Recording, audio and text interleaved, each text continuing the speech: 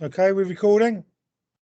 Yes, there we go. Prynondar Chrysau, good afternoon. Welcome to the Merthyr Tydfil County Borough Council full council meeting on Wednesday, the 8th of September 2021.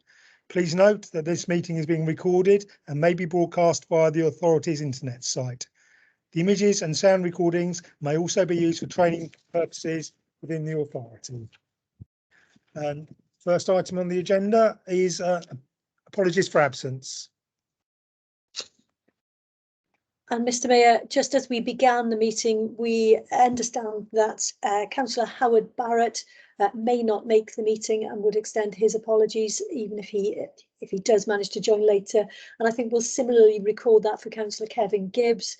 I understand that he's in some difficulty, so he may manage to join us later, but otherwise we'll record his apologies, Mr Mayor. Okay, thank you very much. Item 2, declarations for interest. So I think that's back over to you again then, Caris. Yes, Mr Mayor, I think perhaps as the first item to deal with, there is at item 6 the potential, I think, for a number of councillors to need to declare an interest. And so what I would just ask everybody to do is simply to raise their hand if they are going to declare an interest in respect of that, because what we've discussed in advance of this meeting is that there may be a number of councillors who could have a financial interest in that matter and would therefore need to declare. So can I ask if everybody who needs to declare an interest in that matter can just show now? Cara, it shouldn't be that agenda item 7.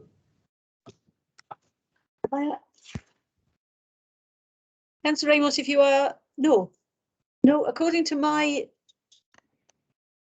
agenda, it's item 6. Just to be absolutely certain, it is the notice of motion with regard to the 7 on mine. 6. It's 6 on mine, and I think that is right. It's the notice of motion with regard to the universal credit uplift. So it is that item. I have had one show of hands. Is there anybody else who wants to declare an interest? If not, then I'll just hand you back to the Mayor. And if there is anybody who has a declaration of interest in any other item, can you please indicate that now? Okay, and on the basis that there isn't anybody, Mr Mayor, again, I'll hand the meeting back over to you. Okay, thank you very much. Item 3 is to receive a presentation on city status. And before I hand you over to Dr. Jane Crode, who's going to give us a presentation, I believe the leader would like to say a few words. Thank you, Mr Mayor. If I could, colleagues, just wanted to give you some insight. We had worked with Jane back in 2018 on the city status, obviously through our relationship and connections via the Town Centre Partnership. And we had actually developed a proposal, but we weren't in a position to actually submit it at that point. However, continuing our aspirations as a authority, as a county borough, and of course, you know, we are all very ambitious here in Merthyr Tydfil. We now believe this is the time to do so.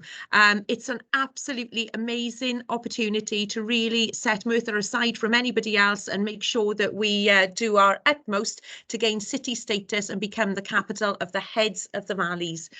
What it does, Jane will go through in just a second, but it puts us on the map. It gives us a USP, a unique selling point. And of course, then we get recognised even more, both nationally and internationally, which will bring its own benefits.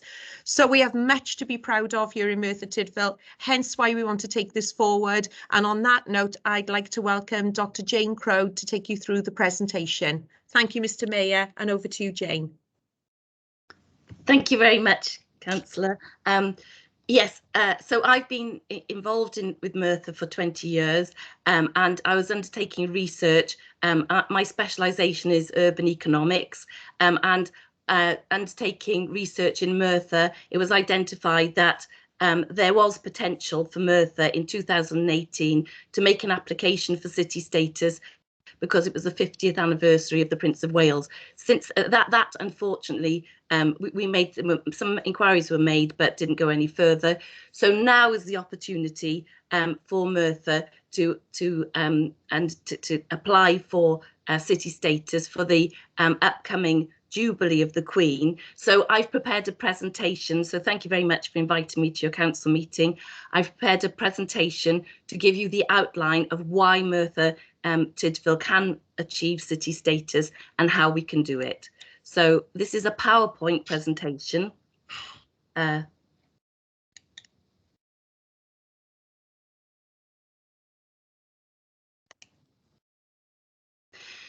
So the Platinum Jubilee Merthyr Tydfil City Status application, what we're looking at is what is vital for the application, which has to be made on December the 8th, that reflects Merthyr Tydfil's achievements and plans for a successful future.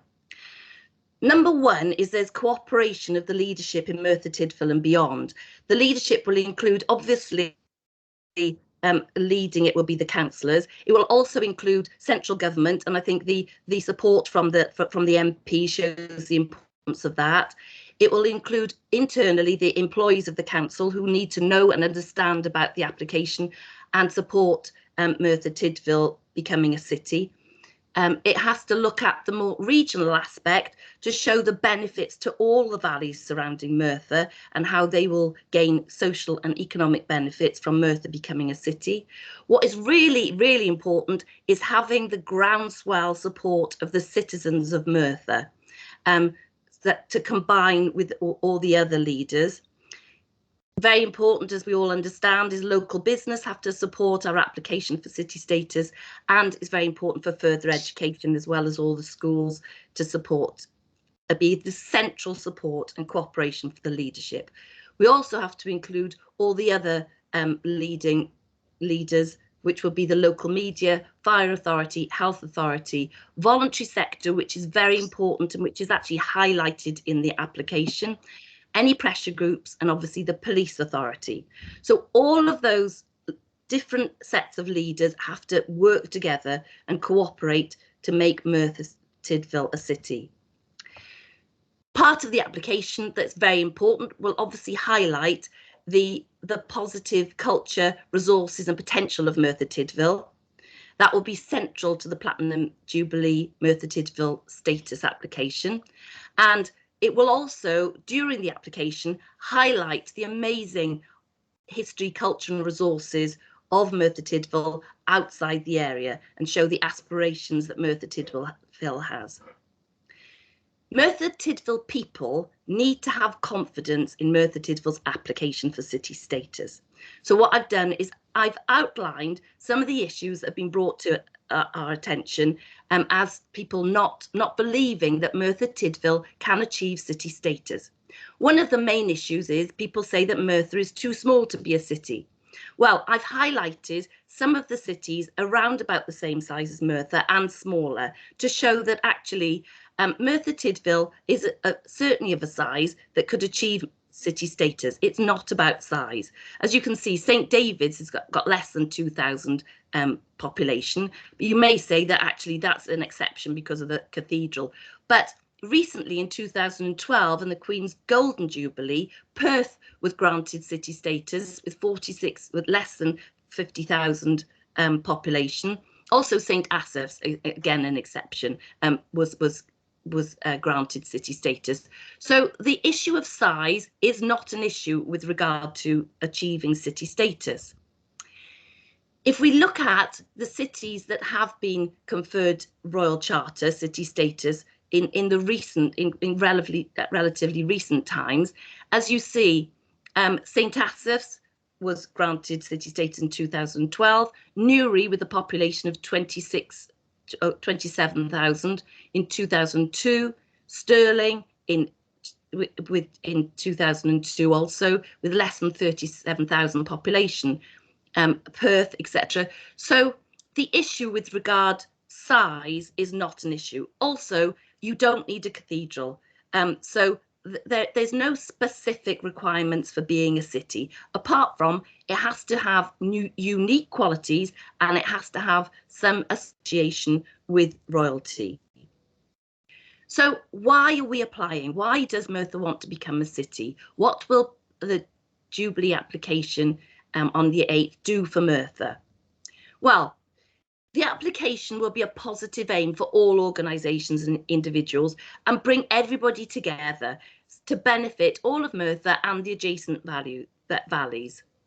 It will create a positive and attractive image for Merthyr, so it will pull everybody together to achieve city status, involving all the organisations that are appropriate to benefit everyone.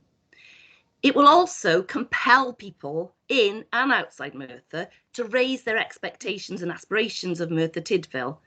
It will also improve the connection and aspirations of the surrounding valley towns and villages, which relate far better geographically and culturally to Merthyr Tydfil than to any of the other cities in Wales, Swansea, Newport and Cardiff.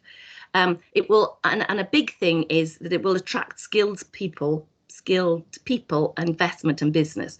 So these are very positive things that application for city status will bring to Merthyr. City status would raise the status of opportunities for Merthyr Tydfil. So, for example, as a city, Merthyr Tydfil will be able to apply for things like City of Culture. Also, quite often, when companies want to apply for inward investment in the UK, only the list of cities is sent out for them to look at. So Merthyr will be included on those lists. Also, we all know about city breaks. So, you know, Merthyr will become a city, so it help to increase tourism in Merthyr. So city status will allow Merthyr Tydfil to be included and perceived in the same economic and social status as other cities in the UK. So the basis for Merthyr Tydfil's application for city status is for attracting skilled people, investment and business. It will focus on the lead role Merthyr played in the Industrial Revolution and how it contributed through iron, lime, coal and labour to the economic development of the UK. And also it will allow, in the technological revolution, Merthyr needs the status of city to achieve impetus to seize the opportunities of the new movement. The economic benefits will allow the positive social exchange of increased opportunity and agglomeration. So it will bring people together to all develop the success of Merthyr. So how will Merthyr Tydfil achieve city status? Well, city status is granted by Royal Charter. So this is the opportunity that we're given to apply on December the 8th to be granted city status in 2022 on the Platinum Jubilee of Her Majesty the Queen.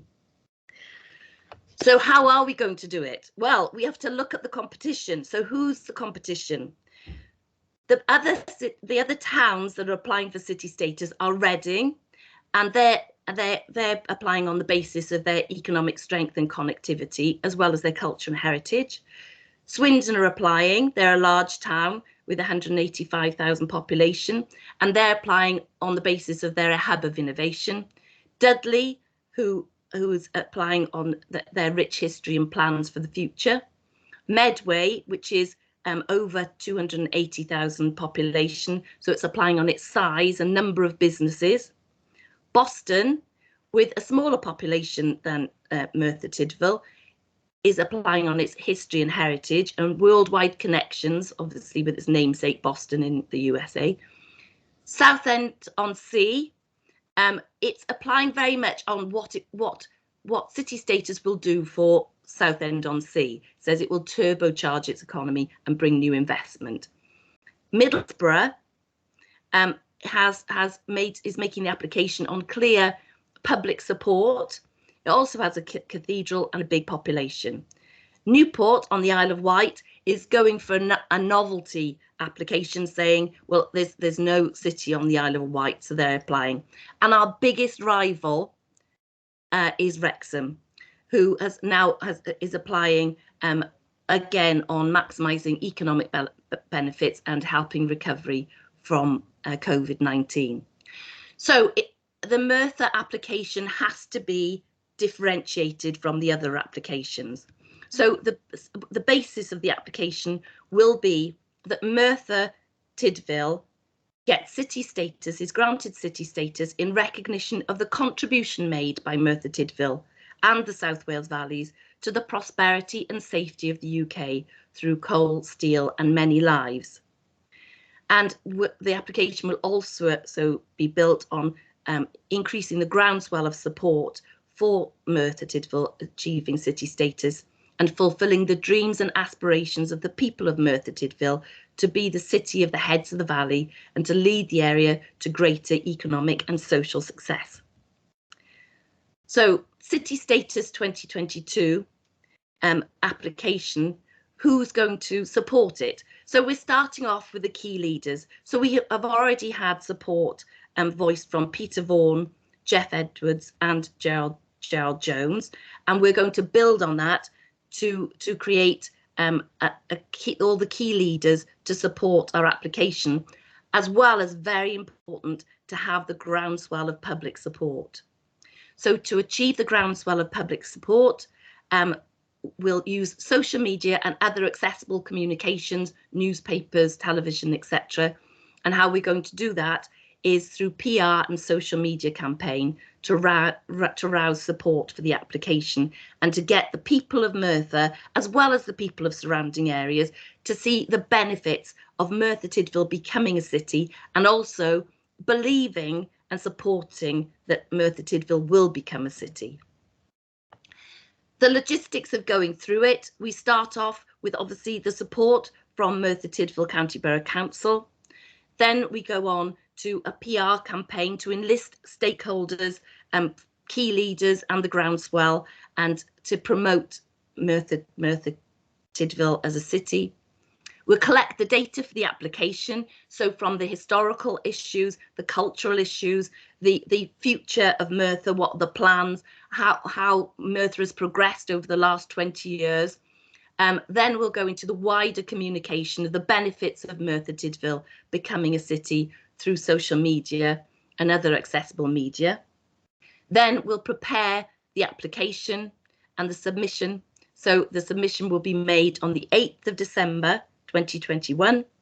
Then Merthyr Tydfil achieves city status in 2022, which will benefit Merthyr through increased social and economic benefits for the people and businesses in Merthyr Tydfil and the surrounding areas. So in conclusion, applying for city status for Merthyr will improve cooperation between all facets of Merthyr Tydfil social and business community. The campaign will highlight the positive cultural, history, resources and potential of Merthyr Tydfil, and city status will establish a significant positive image for Merthyr that will attract skilled people, investment and business.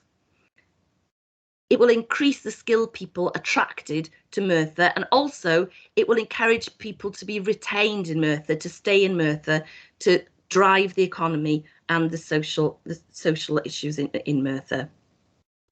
Applying and achieving city status for Merthyr Tydfil will contribute to increasing the economic and social development of Merthyr.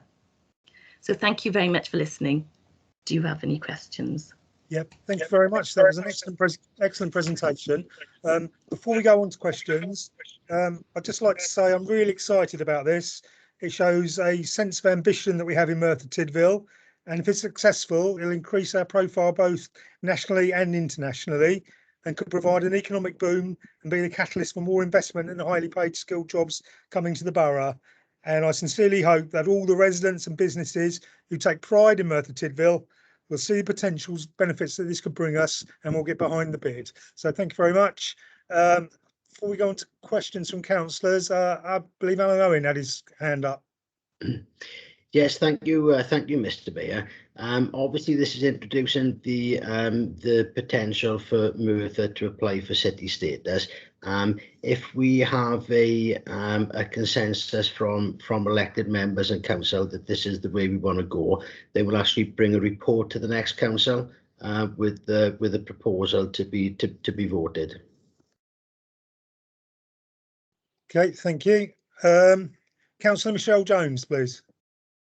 Thank you, Mr. Mayor. First of all, I would just like to echo sentiments there. I think what you've said absolutely sums exactly how I'm feeling. What an absolutely fantastic opportunity for Merthyr Tydfil. But I would just wanted to know, Dr. Jane Grote, if I could just ask you, I'm sorry if I missed this, but did you say how many actual towns will be able to have the city status? Okay, Councillor. We're not sure. That's not confirmed until it's announced. So the announcement will probably be in February 2022. Last year there was last Jubilee, so the Golden Jubilee. There were three towns granted city status: St Asaph, Perth, and Chichester. The previous time there were another 3 cities, so we're hoping it's going to be 3 cities, and one of them is going to be in Wales. But the application is just for town, open to any town to apply to become a city, and it's not, the information isn't given as to how many will be granted. Okay, if I could just ask one more question. Oh, I forgot what I was going to say. Oh, it's gone up my head. Oh, it's gone. Sorry, I can't remember now. It was around about the cities and If you give me, it's gone. We'll come back. I can give you my email, and then if anybody's got any questions, you've got my email, so come back to me and I'll respond. I remembered. All it was you've obviously stated what our competition is. Is the application for city status now closed? No. Okay, so there could be more competition. Okay, thank you. Okay, thank you. Alan, you've still got your hand up. Did you have another point you wanted to make? No, it's gone down. Councillor Carter had his hand up, but it's gone down. Did you have a question, Councillor Carter? I did. Thank you, Malcolm. I did, but Michelle got there before me and asked her about the competition and how many city statuses would be awarded out. But thanks, Dr. Crode. It was a very enlightening presentation. Thank you very much from me anyway. Okay, thank you. Councillor Tony Rogers. Well, I've got a question, but I've got to add something on to explain it. That's all it is. On the request explaining what has happened in Merthyr Tydfil, which you put up, could I also ask you to consider the sporting achievements of Merthyr Tydfil? Because I mean, I can just think top of my head, original members of WRU, 3 world champions trained in Merthyr. One came with a great Geraint's late father, a great friend of mine, and a councillor and a mayor of Merthyr Tydfil. The most dearest player in the world in 1936, Bryn Jones from Pennyard. I don't know if you want me to go on and tell more, but it's so much heritage of sport in Merthyr Tydfil. Could you add that? Because it's something that's unique. No other got in the country. Yes, Councillor Rogers. Yes, it will definitely. I mean, one of the cultural things that makes Merthyr unique is its sporting heritage, as well as the industrial heritage, and that's really important, especially now. I think because now we're looking at the environment, we're looking at health, we're looking at well-being. It's very important, and that will be a mainstay. And I'll be any councillor that can email me or communicate with me or telephone me and give me some their views on what should be included. Please give me that, because the application will be made up of it's what the people of Merthyr think is important and unique about Merthyr, and only that, and that has to be included. So but definitely sport will be at the forefront. Thank you very much. Thank you.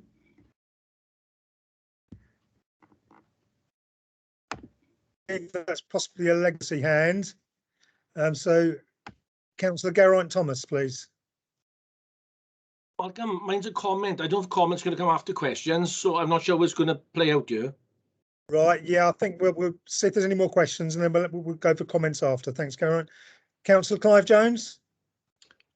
Thank you, Mr. Mayor. Another suggestion for Dr. Crode, and that is the political and trade union history of the county borough of Merthyr Tydfil. For example, the first leader of the Labour Party, James K. Hardy, was an MP for Merthyr Tydfil, and there are countless other examples of on the trade union history. We've had in the past a general secretary of a very large union who was born and bred in Merthyr. So I'm sure you'll take all that into account. Certainly. Thank you very much, Councillor Jones. That will be included in the history. Thank you. Thank you. And Councillor David Jones, please. Thank you very much, Mr. Mayor. Can I just ask Dr. Crode that her contact information is relayed to all councillors, please, so for anything that comes on beyond the meeting today? Certainly.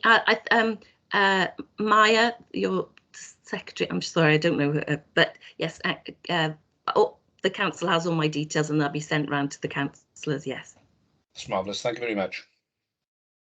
Okay, thank you. So if there are no more questions, we'll go on to comments. And Councillor Geraint Thomas was first. Yeah, thank you, Mr. Mayor, and thank you, Dr. Crode, for your presentation.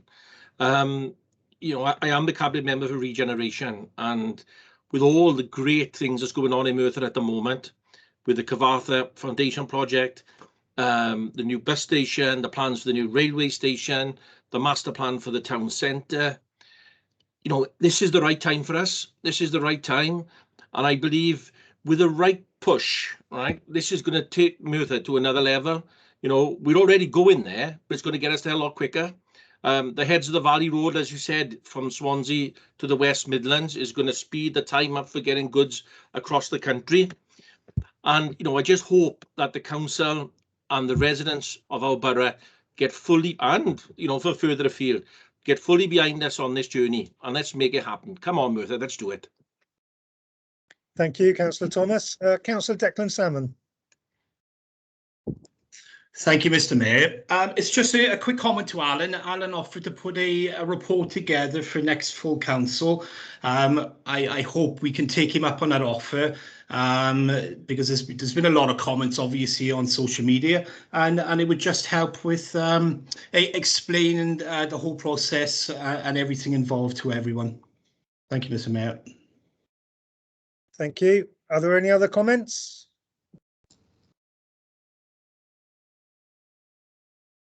Councillor Clive Jones.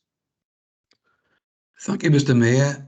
I was very impressed, Dr. Crode, with your presentation, and I'm sure you can add a lot more to the reasons why we should be applying for the status from council members, but also from the public as well.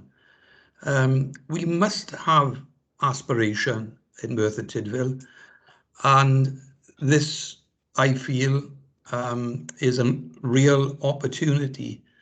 Yes, there will be people, we've already seen some on social media, who probably don't understand all the reasons why we can apply for this. For example, one was, you've dismissed that tonight, was that an area had to have a cathedral. Well, that's gone out through the window. And certainly we have the history, the political history, the trade union history, the sporting history. It's all there. And of course, the ultimate industrial history, where at one time we had 4 ironworks working in Merthyr Tydfil. We were the industrial capital at one stage of the world. And so let's not forget that.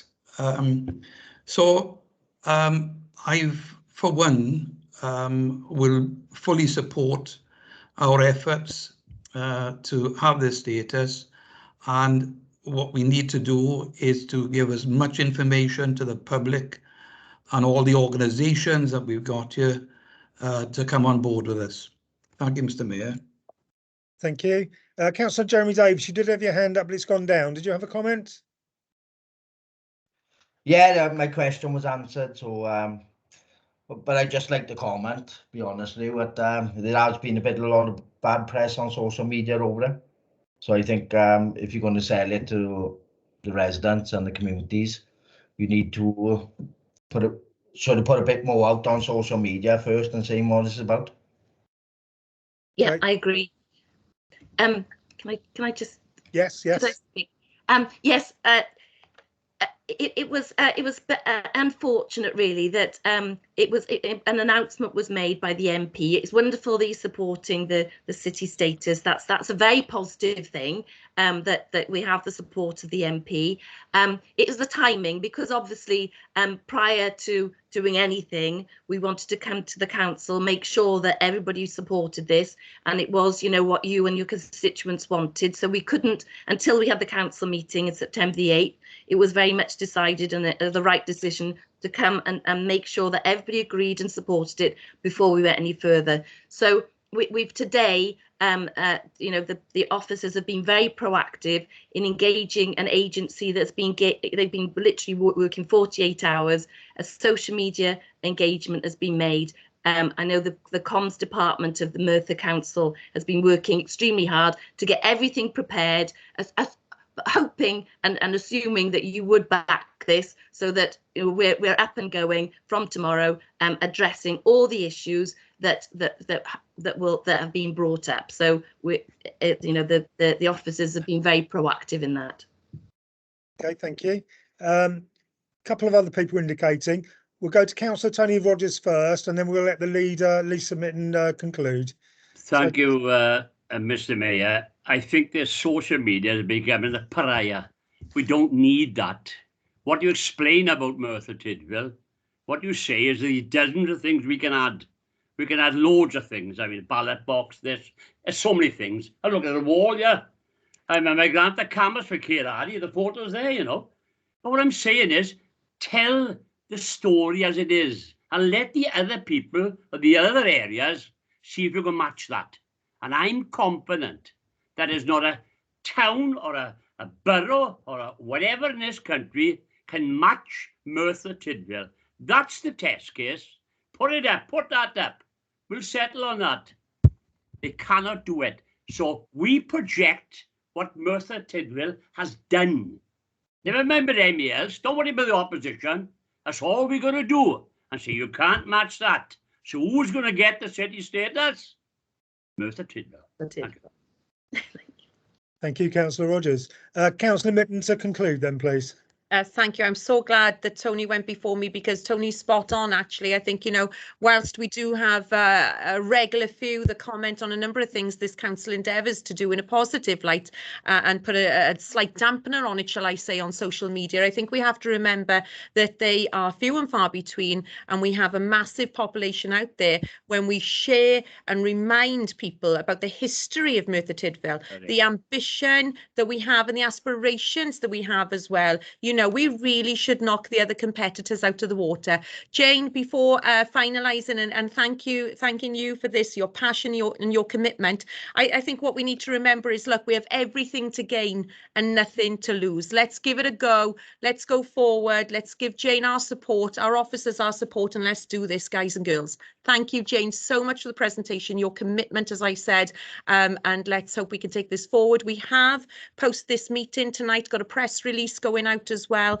and that in combination with Jane and social media, you know, having that flurry, and as Alan said, a full council report then to additionally support this will certainly steer us in the right direction. So let's do this. Thank you ever so much. Thank you, Lisa. So we look forward to receiving a full council report at the next meeting then. Thank you very much. You're quite welcome to stay and watch the rest of the meeting if you'd like, Jane, but depends how much of a masochist you are. Thank you very much, and thank you everybody for being so welcoming and for listening and making comments, and I look forward to hearing from you further. Thank you very much. Okay, thank you. So we move on to agenda item number 4, which is minutes of previous meetings. We'll take them in one block, so it's items 4A to 4Q, and we're just discussing the accuracy of the minutes. And So, Mr. Mayor, can I just, I'm grateful to Councillor Amos, who has pointed this out to me, but actually there is a discrepancy between the pages of your agenda and the item numbers in the agenda.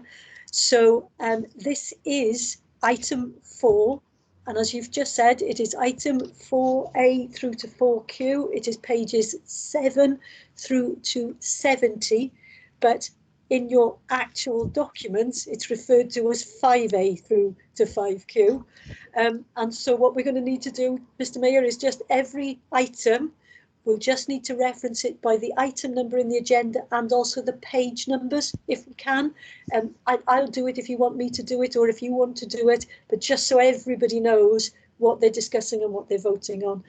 So sorry to interrupt you there, Mr. Mayor, and then if you want to just go through to the accuracy of these minutes. Yeah, no, that's fine. That needed clarifying.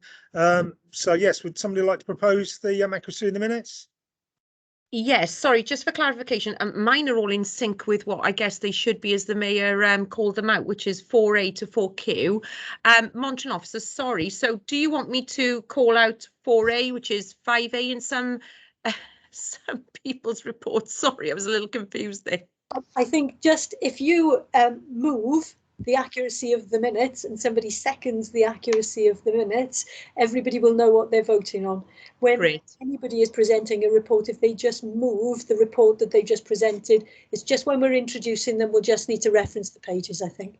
Okay, thank you, Caris. Okay, so in that case, I move the minutes set out in the agendas 4A or 5A to 4Q or 5Q, as some of our colleagues have, and I move those minutes. Okay, thank you. Do we have a seconder? I second that, Mr. Mayor. Thank you. Are there any questions on the minutes? No. Are there any comments on the minutes? No, Mr. Mayor. No comments. So I'll pass it over to Caris to conduct the vote then, please. Thank you, Mr. Mayor. And can I ask, therefore, that anybody who wishes to abstain in this vote, could you please vote now?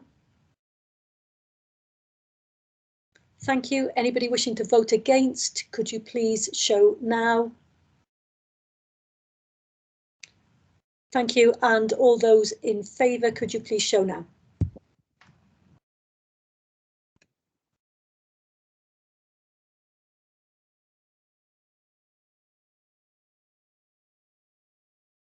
And that's carried, Mr. Mayor. Okay, thank you very much.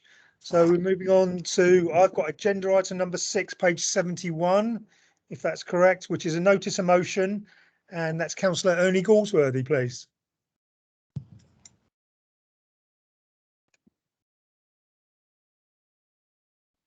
Yeah, sorry, Mr. Mayor. Yeah, I've got my notes and I'm ready to say my motion. The international campaign to abolish nuclear weapons, in brackets ICAN, won the Nobel Peace Prize for the United Nations. Sean Morris, an officer of Manchester City Council, was the principal policy officer of the UK and Ireland Nuclear Free Local Authority, was the delegate and event to Oslo to receive the prize. As chairman of the Wales Nuclear Free Local Authority, I am very pleased when Bangor City Council became the first Welsh council to support the treaty as part of the international campaign to abolish nuclear weapons. The next council in Wales to support the treaty was Nevin Town Council. And on 8th of July 2021, Gwynedd County Council also passed a resolution to support the treaty to the prohibition of nuclear weapons. The decision was passed by 53 councillors with no opposition. As the Merthyr Tydfil County Borough Council representative and chair of the Nuclear Free Local Authorities, I would ask the council support the treaty on the prohibition of nuclear weapons. Thank you very much. I move. Thank you, Councillor Galsworthy. And I believe Councillor Gareth Richards is seconding the motion. Yes, Mr. Mayor, I'd like to second that, please. Okay, thank you very much. And we have a question, is it, from Councillor Gareth Lewis? Or is that a legacy hand from the vote? Apologies, Mr. Mayor, it's a legacy hand. Okay, and does the same apply to Councillor Clive Tovey? Yes, mine was a legacy vote as well. Sorry about that. Okay, no problem. Thank you very much. So are there any questions, or do we do questions and comments on this, Monitoring Officer? You can do, yes, the council would be entitled to debate the matter. So if anybody has any questions, they would need to show now. Okay, no one is indicating. So would anybody like to make a comment on the motion? And nobody is indicating that either. So I'll hand it over back to you, monitoring officer, to take a vote on the motion. Thank you, Mr. Mayor. Can I just check, Councillor Rogers, are you making a comment? I did ask, just to clarify, and I obviously read the report and all that, this is international. Ernst, Councillor Galsworthy, am I all right? It is, international, because, you know, who's going to do first or what or second or third, you know, right? I take it as that the notice of motion means that, as it is. It's international, it's a world. This is the start of the world for everybody to pack in nuclear weapons. Am I right? It is. Ernie? That's correct, yes. Good. Okay. Okay. Thank you for clarifying. Yes, lovely, thank you.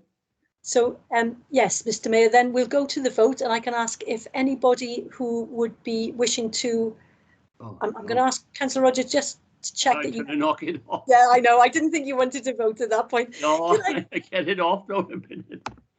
Yes, it's gone now. That's you, right. So can I ask anybody who would be wishing to abstain, please show now. Thank you. Anybody wishing to vote against, please show now. Thank you. Anybody voting in favour, please show now.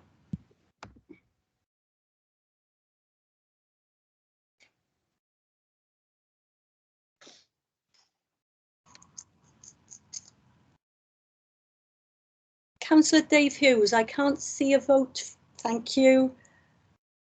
For some reason, I seem to have lost my hand. True. The icon's gone.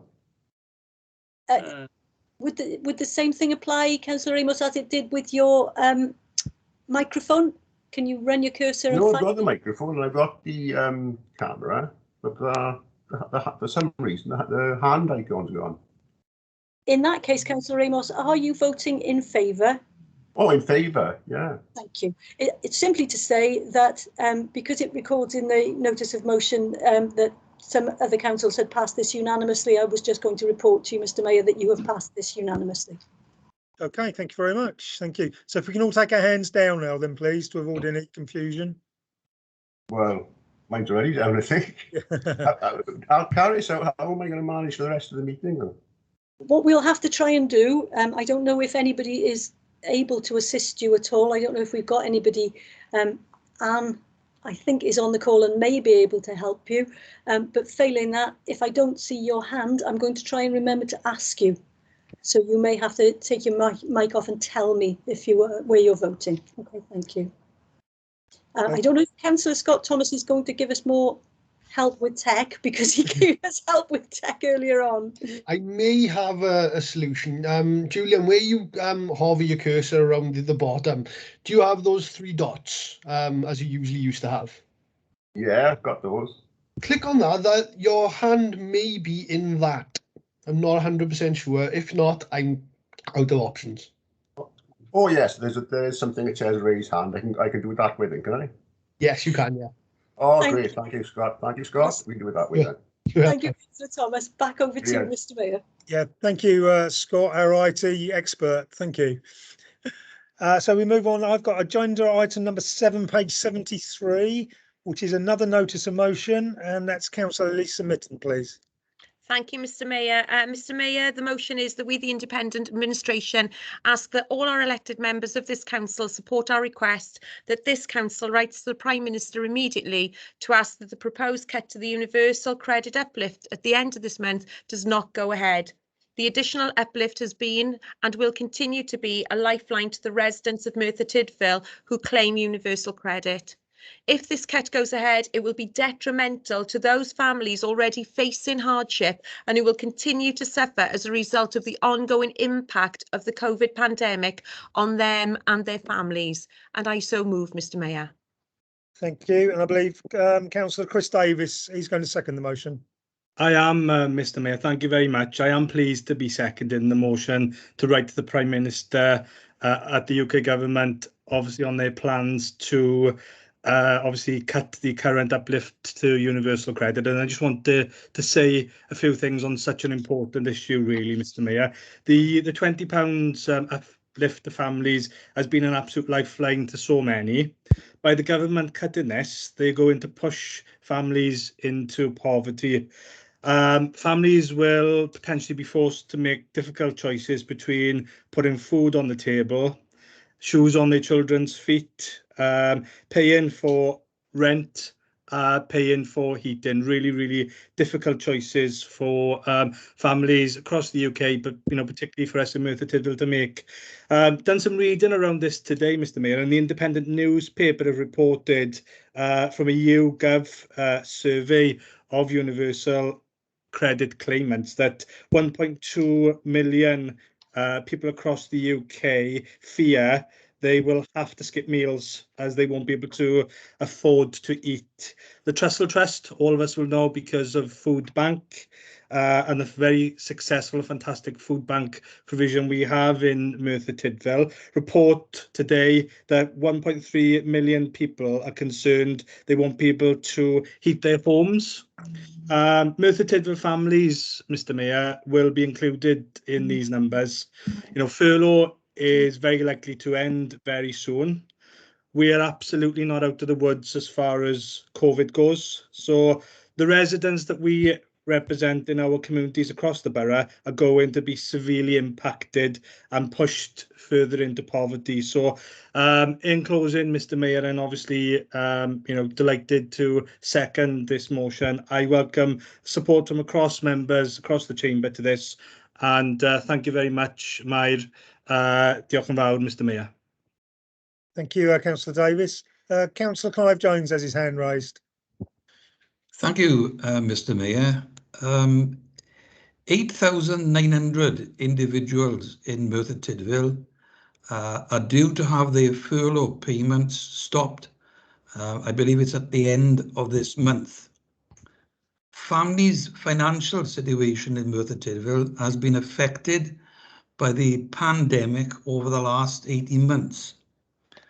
1 in every 6 persons in the UK have to rely on food banks, and Merthyr Tydfil, as we all know, is at the forefront of that.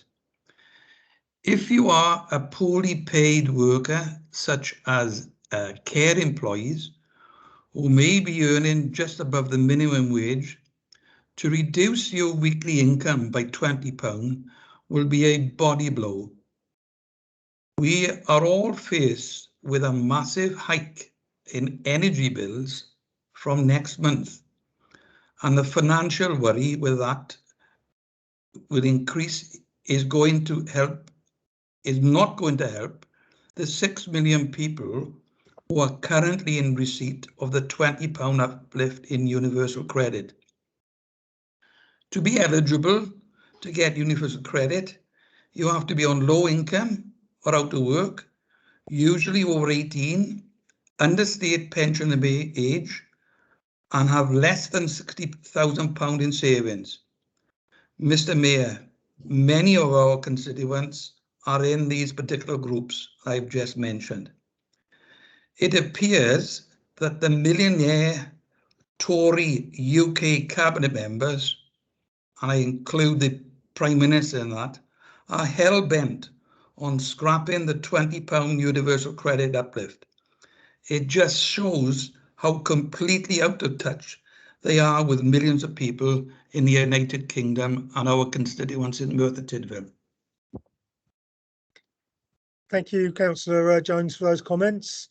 Councillor Tony Rogers has his hand raised. There's some great facts from Councillor Clive Jones as he is. He's excellent at that. I'll give him more of a feelings, I will tell you straight now, that it galls me to look at this television gone, to think there's people working and can't afford, they can just manage to live. That is disgusting. In 2021, we're the 5th highest economy in the world. That's a fact. But look at the state of the people we've got to. There's poverty everywhere. I was reading Breckman Radnor today, 3rd of poverty up there in Powys are on the breadline. It's not right. The problem we got really now at the moment, we've got to get rid of these scoundrels, because that's all they're doing. They put 2 taxes up. Well, they voted on it at 7 o'clock. They put 2 taxes up this week. That's what they're trying to do.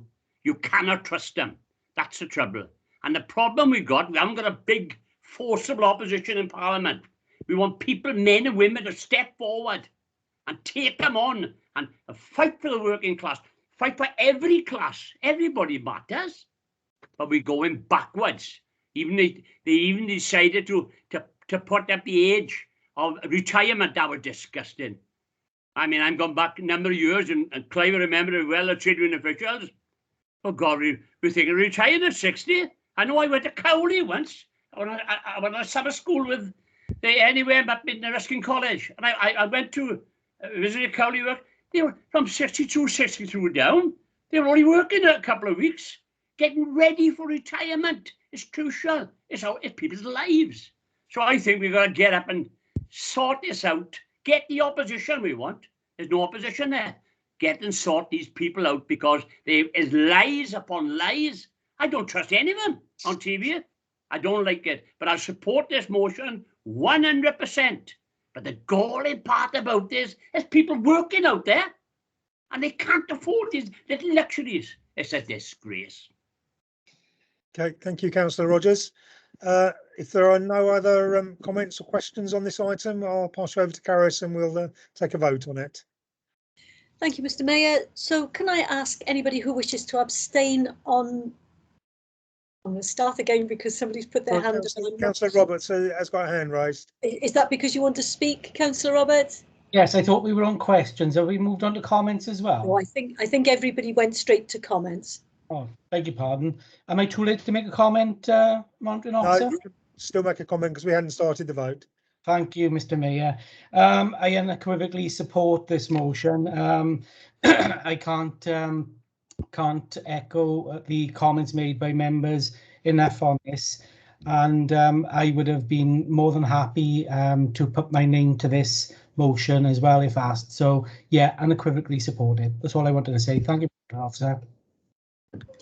Thank you, Councillor Roberts. So now, if there are no more comments, we'll take it to a vote then, please. Yes. So can I ask all those who would wish to abstain, could you show now, please? Thank you. All those voting against, please show now. Thank you. All those voting in favour, please show now. And Councillor Amos, do you want to, are you able to vote normally? I followed Scott's advice, so I don't know if that's counted there now. I don't know. Has he shown up? No. I can't see it, so can you just tell me what you're voting? I'm supporting the motion. Thank you. That is carried, and again unanimously. Okay, thank you very much. So if we could all lower our hands, please, before the next item. Well, I think mine is already lower, I think, Mr. Mayor. Yes, I can't see you on the screen, Councillor. Okay, thanks. Councillor Skinner still has her hand raised.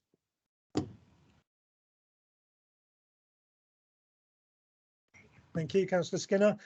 So move on to agenda item number 8 on my agenda, page 75, diverse council declaration, and it's Councillor Mitten who's taking this, please. Mr. Mayor, sorry, bear with me a second. I thought it was Councillor Andrew Barry. Bear with. Oh, sorry, I do apologise. Yes, it is Councillor Barry. My fault. So, thank you, Mr. Mayor. It's the Diverse Council Declaration. I've got item 7. But there we are. There's an apparent lack of diversity in Welsh councils. In 2018, the WLGA agreed to advance gender equality and diversity.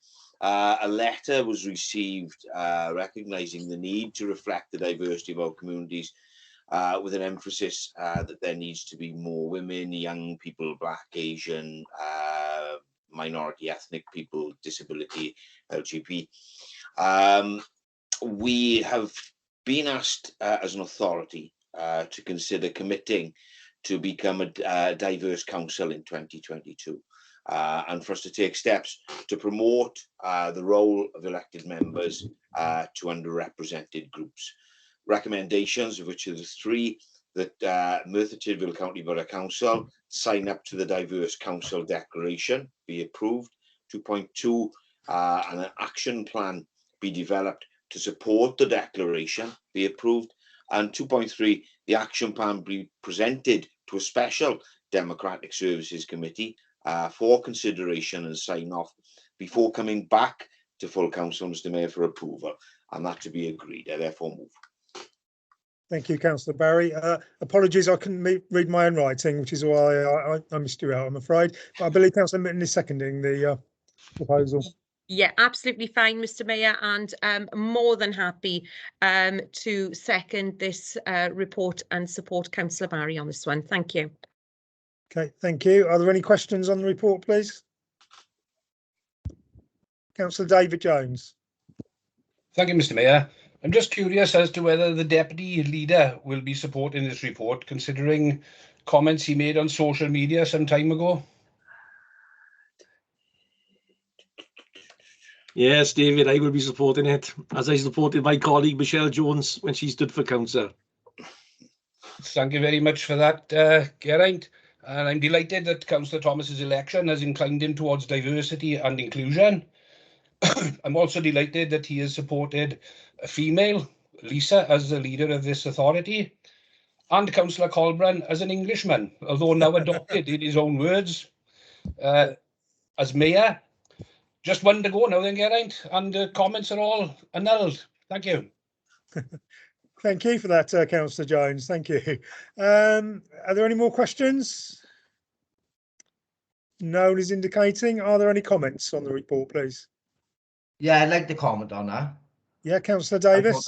I thought that last comment was a bit childish when we're supposed to be working for the best of Merthyr Tydfil, always. What's it about? Childhood schoolyard fighting against it? I think it was meant in jest, to be honest, Councillor Davis, but we'll move on from that. Well, the public watch these videos, so it's like it's a bit childish. We should be working together for the best of Merthyr Tydfil. Yeah, as I said, I believe it was said in jest. Councillor Tony Rogers, please. I don't believe in positive discrimination, but I believe in diversity. And I've always believed in it. I don't care what it is, colour, creed, whatever. And I'm probably here, I don't know if there's anyone else, I'm probably the only one. I have served as a cabinet member under two ladies, two women who led the council here. And both have been outstanding. Councillor Lisa Mitten and Councillor Mrs. Mona Shankland were two wonderful people. So it doesn't make any difference to me, but positive discrimination I don't agree with. Whoever comes forward, I'll work, I'll support. It doesn't make no difference to me what colour or creed. That's what we should be. What we want, encourage people to come forward, we do. No matter what they are, they can offer something to the community and offer something to public life. Thank you. Thank you, Councillor Rogers. Councillor Chris Davis, please. Yeah, thank you, Mr. Mayor. Just wanted to thank and congratulate officers working with the WLGA in terms of bringing this report forward for our consideration this evening. I've recently been appointed as WLGA Deputy Spokesperson for Equality and Diversity across Wales, alongside obviously Councillor Mitten in her role as leader and the Council's Equality Champion. So I know she's going to follow me, after this. But it's also important that we have representation across this council chamber that reflect the diverse and rich community that we have in the county borough. So this report absolutely goes a long way and a strong way to setting out that really positive message that everybody's welcome at this council, regardless of your protected characteristic, your diversity, your culture, your background, to come and join this fantastic council and county borough to represent those diverse interests and protected characteristics that represent the communities that we are here to serve. Thank you, Mr. Mayor. Thank you. I believe it was Lisa who seconded the motion, so that's right, that she can speak without closing the debate. Is that correct, Clarice? That's right, Mr. Mayor, yes. Yeah, thank you. So Councillor Mitten then, please. Thank you, Mr. Mayor. No, I just wanted to reiterate some of the points and thank Councillor Rogers for his kind words there. But I think, you know, we are right. It is, you know, anybody really, you know, the best person for the job. I really do appreciate that. I'd like to give thanks also, you know, to my female independent colleagues, to Tan, Sherelle and Michelle, etc., you know, because seeing that diversity increasing is what it is all about. It is having that representation for all the communities in Merthyr Tydfil, and that doesn't take it away from my my male colleagues who are very supportive as well, I have to say.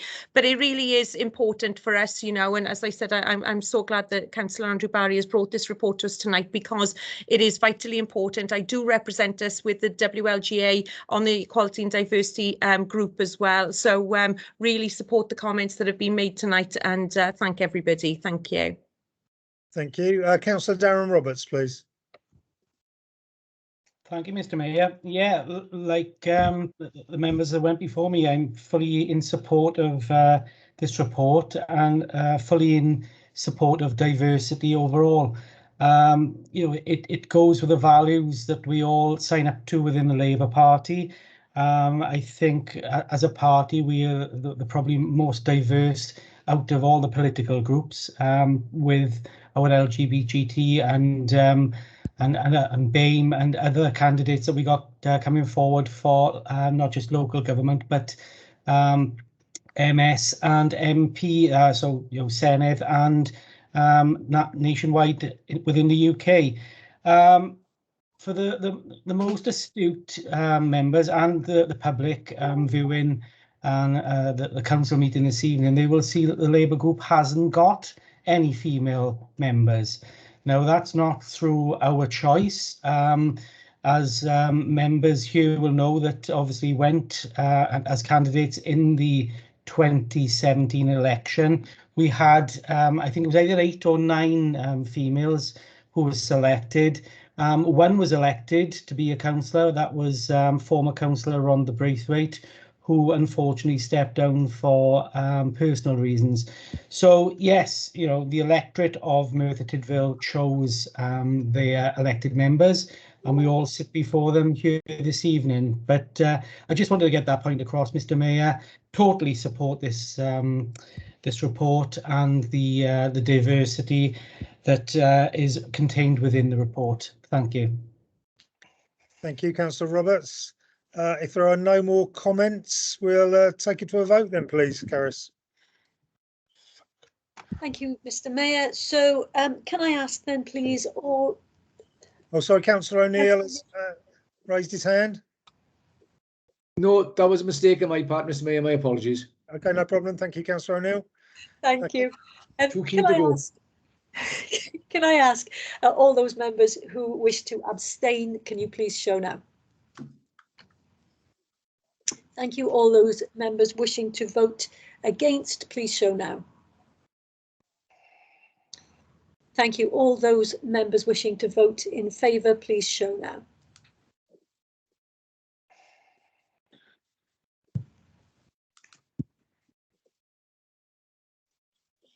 And Councillor Amos, can you please tell me your vote?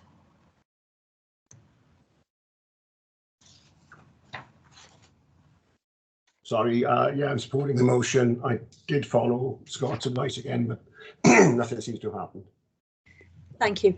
Mr. Mayor, that's carried. Okay, thank you very much. So if everybody could lower their hands before the next item, please.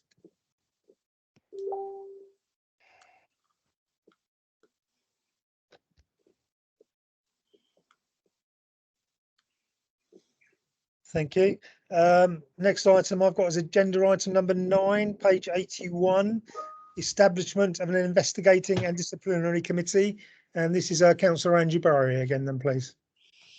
Thank you, Mr. Mayor. I've got item 8, but Yes, I've got as item 8 on one sheet and item 9 on my printed agenda. So, well, it's the established. Sorry, monitoring officer. I was just going to say, as long as we all agree, it's page 81 and it's the title you're just about to read out, Councillor Barry.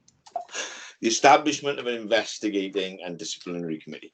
In the case of the head of paid service, chief executive, and statutory officers that include a monitoring officer and 151 officer. There are certain legal requirements bound by the Local Authority Standing Orders Wales Regulations 2006 that, whilst providing a degree of protection for these roles, the regulations require an independent person to carry out an investigation with the establishment of an investigating and disciplinary committee and an appeals committee. Whilst the authority has an appeals committee in place, we do not currently have an investigating and disciplinary committee. It must be politically balanced, requiring at least 3 elected members.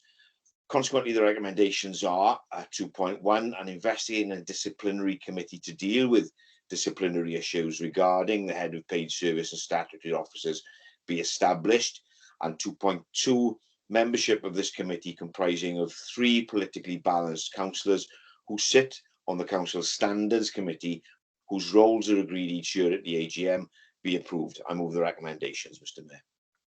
Thank you. 2.3, Councillor Barry. Oh, have I got 2.3? Hang on. I've got a 2.3. It's just that it be included in the Constitution. Oh yes. It's always sneaky when they drop it down the page.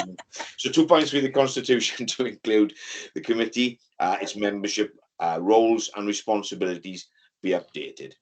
I move, Mr. Mayor. Thank you. And Councillor Midden, are you seconding that, please? Yes, I am. Thank you, Mr. Mayor. I second that item. Okay, thank you. So we'll move on to questions on that. Councillor Clive Jones has his hand raised. Thank you, Mr. Mayor. Got 3 questions. First one is, why does the 3 politically balanced councillors need to be members of the Council Standards Committee? Surely these particular members could be appointed from within the council as a whole. And if it's voted and kept within the Standards Committee, will this subgroup of 3 members of the Standards Committee report back to the Standards Committee? Thank you. I believe Carys is going to answer that. Yes, I will do. I don't know if Councillor Andrew Barry is going to add something, but just to say that the reason for using the elected members who are appointed to the Standards Committee is that that is a convenience. They are already people who are appointed on a politically balanced basis. We assume that leaders in appointing those people to that committee will recognise members who have a particular interest in the maintaining of standards and will have some training in dealing with any issues that may arise. They would not be reporting to the Standards Committee. They will be part of a separate committee. It's simply that because they have those skills and because they will already be a group that is politically balanced, it just is a convenience that they then can form this particular committee. You will be advised in accordance with the Constitution when it's updated as to exactly what the process would be should there be the need for any sort of committee to be called to deal with any issue that is that can be referred to this group, but it won't be because it is part of the Standards Committee. It's simply because those members are people who we think would have that interest and who are already trained and politically balanced. Thank you. Councillor Barrow, did you want to add to that? Yeah, if I could. Basically what Carys was saying there, there's training already in place for those members, and it is a convenience. We have asked the question in terms of, because it's senior management team with those statutory officers, whether the representation should be of a level at cabinet and leader. And I don't know whether yourself, Carys, can answer that, or Fran wants to pick that up as to why, because I believe there are processes within the HR system where those levels will be engaged at a separate part of the investigation. So can you clarify that for us? Yeah, if I start and then Fran can join in. There are all sorts of reasons based on the nature of the relationship that needs to exist within a healthy organisation between the leader of the council, the leader of the main political groups, and the chief executive, the monitoring officer, and the chief finance officer, that would mean it would be very difficult for those members to be part of this disciplinary committee. So it's a deliberate attempt not to have those members who may be either part of whatever complaint has been raised or who may be witnesses to whatever complaint has been raised, not to be part of the investigatory committee of it. Now, I think Fran can probably put that more technically if she's there. I don't know if Fran wants to come in. Yes, Wandering Officer, I am here. It mirrors our current disciplinary policy within the local authority, in that the line manager of the individual employee is always kept neutral through disciplinary proceedings, just in case they need to be a witness at any of those proceedings. So as our current makeup of our political parties, as Cara said, is correctly, Lisa would be classed. The leader would be classed as Ellis' direct line manager, so therefore wouldn't be involved. Ellis also reports, or the chief executive, reports to Cabinet and Council in this instance. For the majority of things, reports are taken into in his name. Therefore, you need that separation of powers for a disciplinary process. So if you think about it, just how general staff would work, you wouldn't have the line manager or even anybody in the same directorate actually responsible for the investigation or the disciplinary action of that individual employee. Thank you. Councillor Gareth Richards, I think. Sorry, Chair. Mr. Mayor, I've got two other questions. Yeah, I don't know if Councillor Richards and Councillor Salmon had points about regarding this question of yours. All right. Was that the case, Councillor Richards?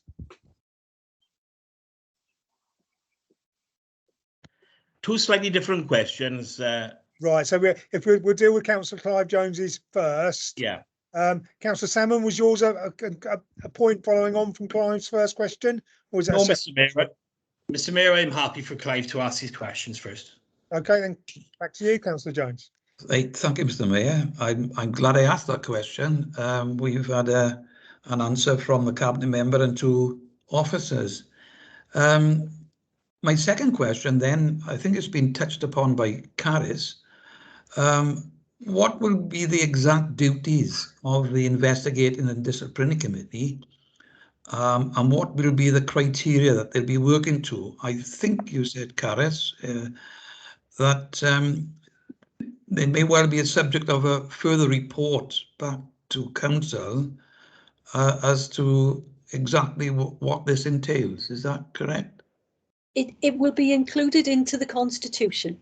So what will happen is that there will be an inclusion into the Constitution for the creation of this body, and then they will have terms of reference.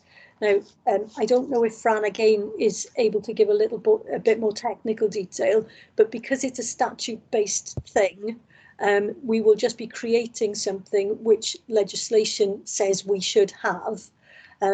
But I think the fact that the provision to create it has been enforced for a considerable period of time and we haven't used it would suggest to you that it's something that rarely comes into play, but we're just doing this to formalise the situation so that we comply with the legislation that allows us to have this body in place, and then should we have to use it, we will then be able to proceed and do that.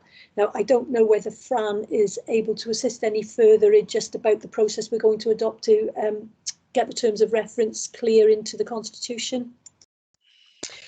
Caris, as far as I was aware, it would be a report to Council to adopt it within the Constitution. It wouldn't contain much detail. It would be the same as what we have in relation to the Constitution at the moment in relation to recruiting into those positions.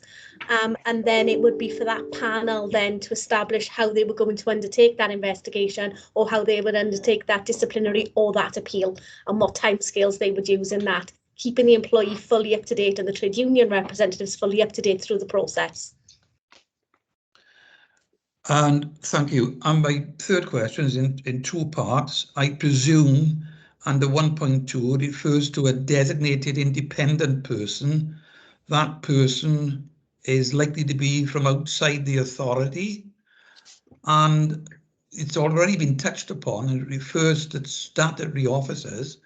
And the chief executive has been mentioned.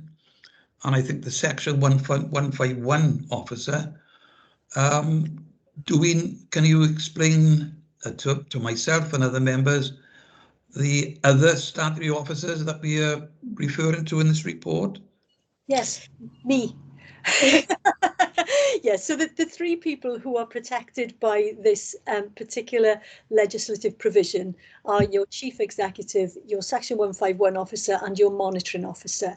And the reason for that is that those three officers are tasked in legislation with holding the council to account and have various duties should they feel that the council or its members are failing to fulfil their duty. That could clearly bring them into conflict with elected members, and that's why you are entitled to the designated person. So this independent person who is there to advocate on behalf of those statutory officers should there need to be any investigatory process and any disciplinary process. So this is all about trying to enable the council to have those three lead officers in a position where they don't feel that they have to be compliant with the will of particular councillors. So that's what that's all about. It would have been helpful if that was in the report. And the independent person, is that likely to be always outside the authority? Yes, there are a number of people periodically who perform that function. So across Wales, there will be various people who can be accessed. Again, very, very rarely needing to be used. But when they are people who are selected from completely independent of the local authority.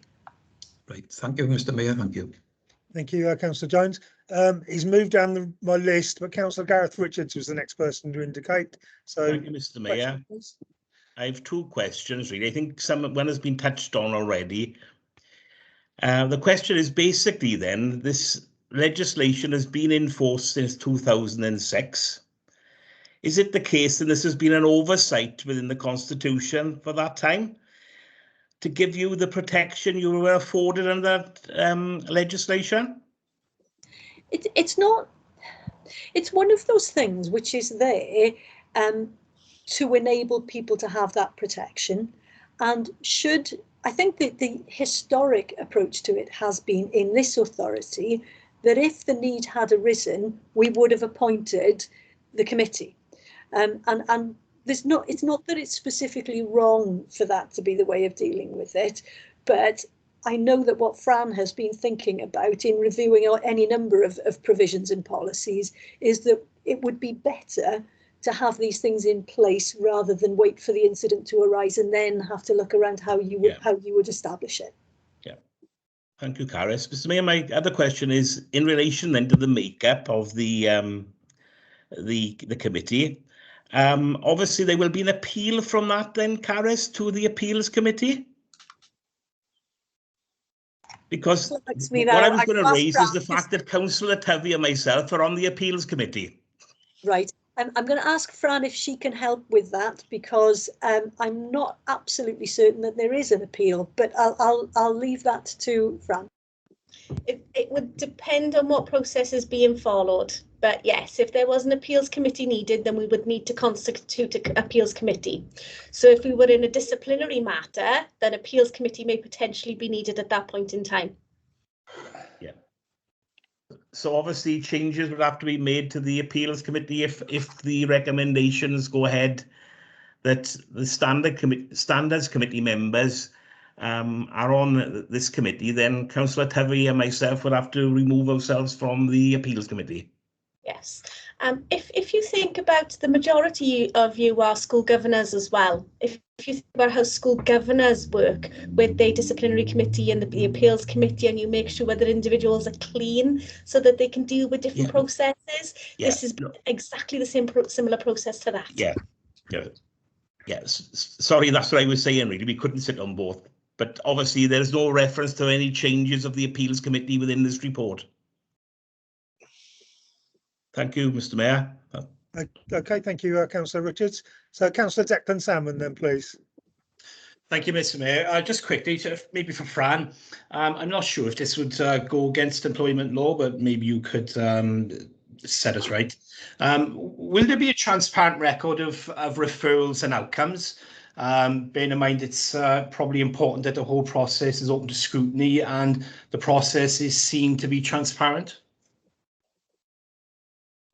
So in relation to the process itself, yes, that would all be kept record of. In relation to the detail, as in why there was the disciplinary, what the outcome of the disciplinary was, what the outcome of the appeal was, that is likely just to be held for employment purposes only. Okay, thank you, Fran. Okay, thank you, Councillor Salmon. Councillor Darren Roberts, please. Yes, thank you, Mr. Mayor. Given the time that this has been on the cards, I take it it's not time sensitive, Mr. Mayor, Monitoring Officer? This report, the passage of this report, no, it's not time sensitive. Okay. Unless Fran tells me different, no, it's not, no. Okay, that leads me on to my next question then, Mr. Mayor. I totally understand the rationale and agree with the reasons for setting up this committee. I do think, though, that members need to be furnished with a little bit more detail. There's been 8 questions this evening on it. We've got one sheet of A4 paper, which for me doesn't give enough detail, and it certainly doesn't set out the terms of reference for this committee. So through you, Mr. Mayor, I'm just asking that we can defer this until next month or the month after, when a more up-to-date and detailed report can come back to council. I think all elected members will buy into this. It's important that we do to protect our officers, but we need to make sure that it's set out correctly if it's going to go into the Constitution. So through you, Mr. Mayor, I'm just asking for this to be deferred, please. So, Mr. Mayor, that is technically an amendment unless Councillor Barry wants to agree as the mover of that recommendation. If Councillor Barry wants to agree that it be deferred, then he can do, and it will be deferred. If not, then Councillor Roberts will need to proceed, and you'll need to see if there's a seconder, and then we'll go into a debate on the amendment. Thank you, Monitor Officer. Yeah. Whilst I agree with Councillor Roberts in terms of all members need to be cited on the detail, I'd ask Councillor Roberts to be a little bit more specific in terms of exactly what he wants to see in addition, because the questions have been answered tonight. So what exactly are you asking to be more transparent within any report, Councillor Roberts? Well, thank you, Councillor Barry. The monitoring officer actually referred to the setting out the terms of reference herself in one of her answers. The terms of reference is not set out before members this evening. I just don't think, excuse me, there's enough detail here. I agree with the committee. I got no qualms at all for that, but I just think we need to make sure that if we are going to set up a committee, there's been questions around the membership of the committee. If it goes to appeal, what happens with the appeals? All these things need to be ironed out. And the first question I asked, is this time sensitive? And I was told no. So if it's not time sensitive, what have we got to benefit by agreeing it here this evening? I think we can put it back another 4 weeks or 8 weeks or whatever it may be, just to make sure that we get it correct. If I put an additional recommendation in that prior to this, it goes through scrutiny, that might be a better way of doing it. That's fine, Councillor Barry. I'm all for putting things through scrutiny, but then it should really come back to council following the outcome of scrutiny, in my opinion, unless I'm wrong, monitoring officer. Neither of you is wrong. I think it would be more usual if something's going to go to scrutiny, it would go there first and then it would come back to council. Yes. Look, it's not time sensitive. If members would prefer more information, I'm quite happy to defer it. There's no issue with it really for me. I just want it to be done with the appropriate through the appropriate system. I'm happy to defer it, to be honest. If you want to defer it, we can bring it back again. I just asked to be a little bit more prescriptive, so if we can catch up with the relevant officers, Councillor Roberts, to be more specific in terms of what you'd like to see in a future report, then that would be great. But I'm happy to defer it in that case. Thank you, Councillor Barry. Yeah, just a little bit more fat on the bone, really, a little bit more detail, the terms of reference, the makeup of the committees. You know, we've had the questions to the answers, sorry, the answers to the questions this evening. You know, maybe those points can be put into the report as well. All these things, I think, should beef up the actual report. And you know, like I say, I totally agree with this. This isn't a political point at all. I'm speaking on behalf of, well, I'm speaking on behalf of myself and my group, but I think I'm speaking on behalf of the whole council, really. It is an important committee that's been set up for all the right reasons. And, you know, I just want to make sure that it is 100% correct. But thank you for agreeing to defer it, Councillor Barry. No problem. Thank you. So in that case, Keris, if Councillor Barry's agreed to defer it, are we still going to have any more questions, or are they going to be questions going to be deferred to the next meeting as well? Yes, the matter is withdrawn from this agenda, Councillor. Okay, thank you very much. So we'll move on to the next item then, which is pages 85 to 88, TUC Dying to Work Voluntary Charter, and that's back to Councillor Andrew Barry, please. Lovely, thank you, Mr. Mayor. This is the TUC Dying to Work Voluntary Charter. Members will remember back on the 18th of December 2019, full council resolved unanimously to support the issue of adequate employment protection, with death in service benefits being protected for the loved ones left behind. This report revisits that issue and with details required in order to formally adopt the Dying to Work Voluntary Charter. Obviously, the trade unions have been involved throughout and support the proposed adoption. More detail of the stated aims of the Charter are in section 3 of your papers.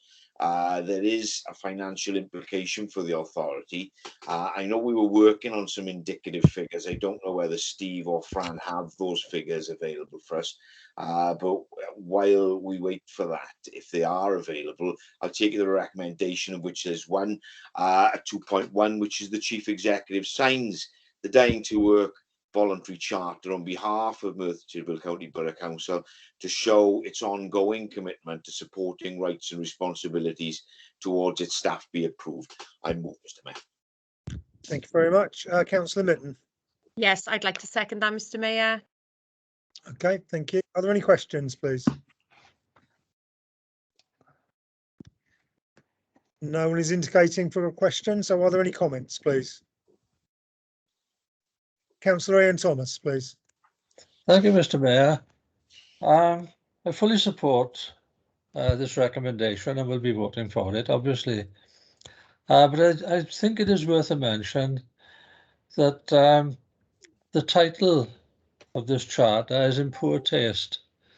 It's a witty double entendre, and I don't think it's appropriate to the subject matter. That's just a side comment of mine. Thank you. Thank you, Councillor Thomas. Is it actually the TUC who have named the charter that, or is it someone else? It's the TUC, but I thought it was worth a comment. Okay, yeah, thank you very much. Thank you. Taken on board. Any other comments? Councillor David Isaac, please. Yes, I was just about to respond to Ian. It's the TUC that have decided on the title for this document. It was brought to the Labour Party through my work with the trade unions. So I fully support this document. Okay, thank you. Any other comments? No one is indicating. So yeah, sorry, Mayor. I agree yes, with Councillor Councillor Davis. I agree with it, Mayor. It's a good report. Thank you. Thank you very much.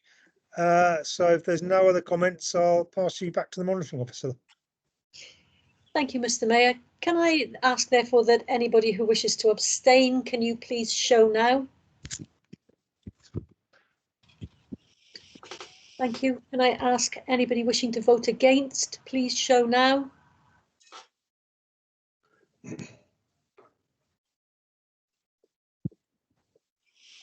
And thank you for that. Can I ask all those wishing to vote in favour, please show now? I'm in favour, Caris. Thank you, Councillor Amos.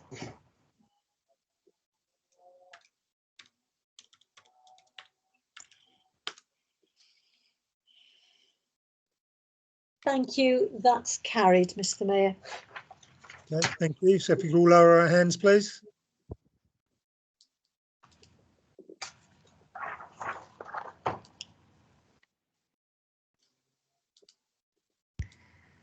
Thank you.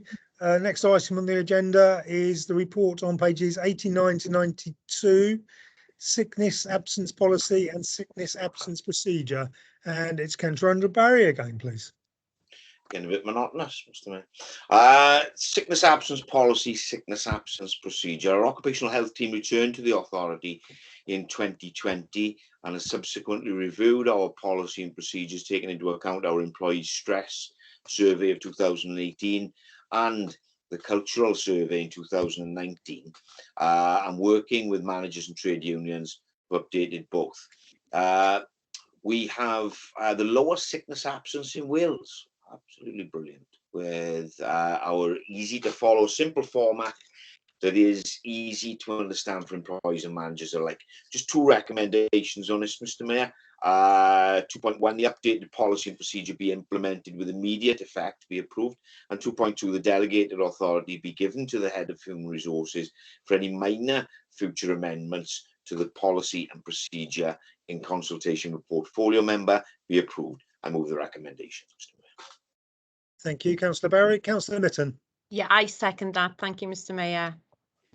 Thank you very much. And I believe Councillor Clive Jones has a question. Yes, thank you, Mr. Mayor. It's in relation to 1.3 and under the heading summary of the report. And it reads, the trade unions have been consulted on the updated sickness absence policy and procedure.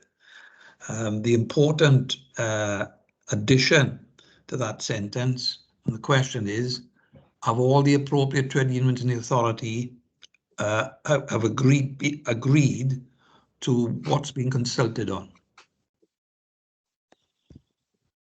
Fran?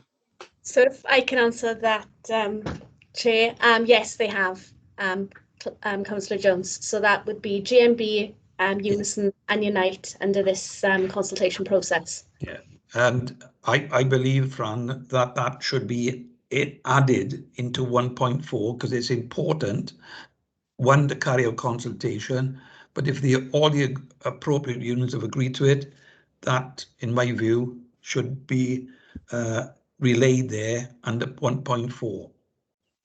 So are you proposing an amendment then, Councillor Jones? Well, I said yes, I am proposing that as an amendment should be added in, so that'll make crystal clear that the trade unions have agreed to it. Yeah, can I just do we need an amendment to the main body of the report? No. No, it's not an amendment in the sense of an amendment, because what you're dealing with is recommendations and they will remain as drafted. What you're asking for is just whether the officers drafting the report are prepared to add in something, and I am able to say, because I'm sure Fran isn't going to disagree with me, that yes, we'd be happy to add that in. Thank you very much. Thank you. Okay, thank you, Councillor Jones. Councillor David Isaac, then, please. Yes, thank you. Can I ask, is there a way that if a staff member is diagnosed with a terminal illness, that only one person deals with this problem? I'm going back a number of years where we did have a member of staff with a terminal illness who felt that her person was voiced all throughout the department and everybody knew about it. And I think it would be something that the staff would support, as if we've only got one member looking after that member of staff with a terminal illness. Thank you. Do you want to pick that up, Fran? I mean, the technicalities of that may be difficult, but any thoughts? All the Human Resources Department are aware of all the issues of confidentiality in relation to our staff, and we do have a HR charter which identifies the confidentiality, and that our terms and conditions of employment also contain confidentiality clauses. The difficulty we would have with anything like that is that the operations team would deal with the issues in relation to the sickness policy aspects of it. Occupational health will deal with the occupational health and the referrals in relation to occupational health, any counselling that's required in relation to occupational health. And then HR administration would deal with any letters that go out to the individual employee.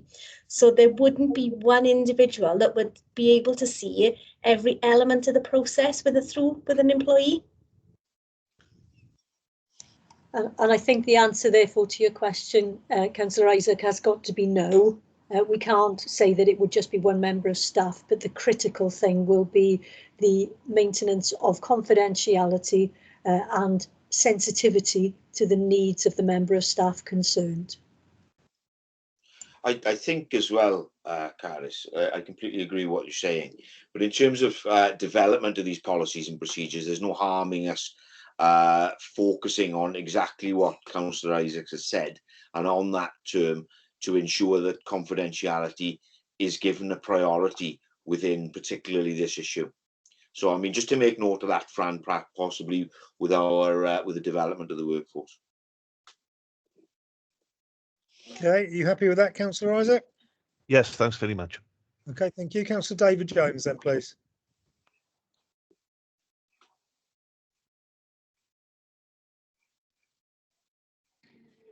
You're on mute, Councillor Jones. I thought they'd switched that off. Thank you, Mr. Mayor.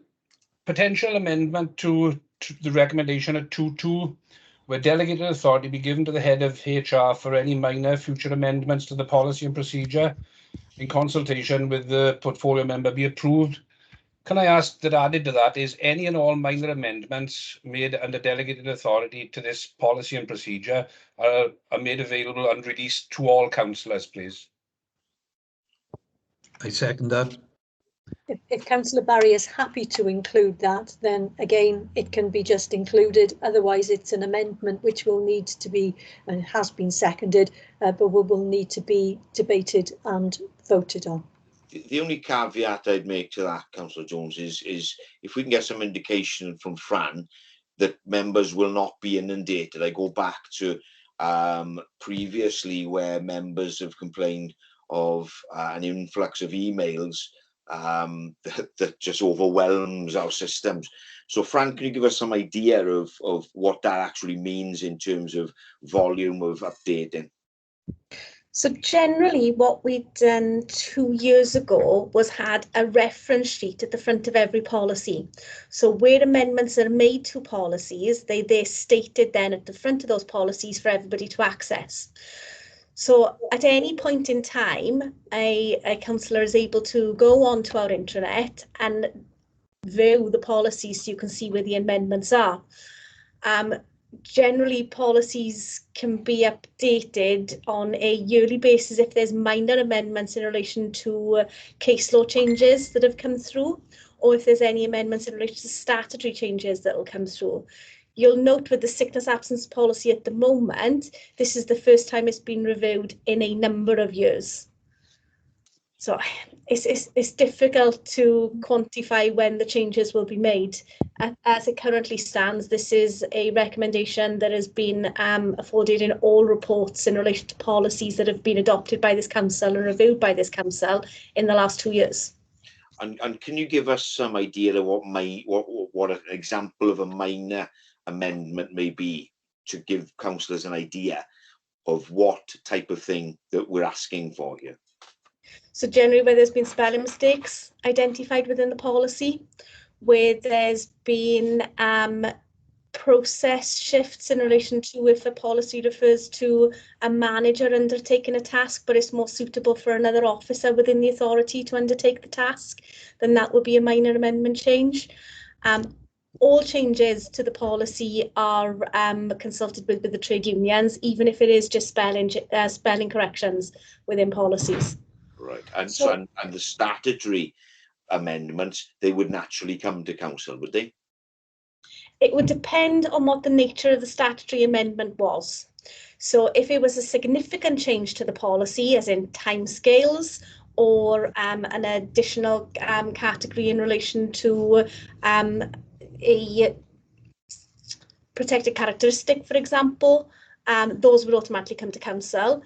But not everything has come, as in delegated authority has been used. If I give our flexible working policy as an example, then where we've added categories in relation to flexible working, that's been used via delegated authority. Where we've taken out categories as well in relation to flexible working, that's been done under delegated authority. But again, it's all been documented as part of the policies. So if I can just come in there, sorry, because we are either going to have that amendment and you need to have the debate about the amendment, or Councillor Barry, we're going to come to a form of words which say that any minor amendments agreed in this way will be recorded in the usual way on the council's website attached to this particular policy. Now, if Councillor David Jones and Councillor Clive Jones are content with that as their form of words, then we can go back into the debate on the policy substantively. If not, we need to stop the debate on the policy substantively and debate that amendment. But we can't, I don't think we can carry on just having that discussion. So I think if Councillor Barry, if you're happy that we can add a line which says any amendments made in this way in accordance with this section will be recorded on the face of the policy on the website and will be available for all councillors to see. If you, Councillor Barry, are happy to do that, and Councillor David Jones and Councillor Clive Jones are happy with that, then we can leave that as being agreed and get back to anybody who's asking questions about the policy itself. Caris, can I possibly make it a little bit simpler and just ask that any amendments, that councillors are notified of any amendments, and that to direct us to where the information is available, and those that are interested, for want of a better word, can then go to the policy, just that we know that there are amendments to this policy. Okay, so I think that comes back to the point that Councillor Barry was raising. If every time somebody spots a spelling mistake in a policy, they have to send an email to 33 councillors to tell them that that is something that's just been changed on the website, I think we need to have that as an amendment and vote on it, because I'm not sure that everybody agrees that that needs to happen. If you are interested in this particular policy, what we're saying is that anytime there is an amendment, you could check the policy and it will be recorded on it that there's been an amendment. But what we've just established is that we are really talking about minor amendments, such as spelling mistakes or things that are slightly adjusted by legislation. Otherwise, anything that is a substantive change is going to come back to you by way of an amendment to the policy. Could I introduce excluding spelling mistakes then?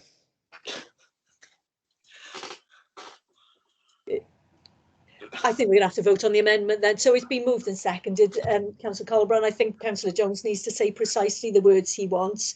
And then you're going to need to have a debate on whether that goes in or not. Okay, Councillor Jones. Yeah, the amendment will read then, minor amendments under delegated authority, excluding spelling mistakes. Made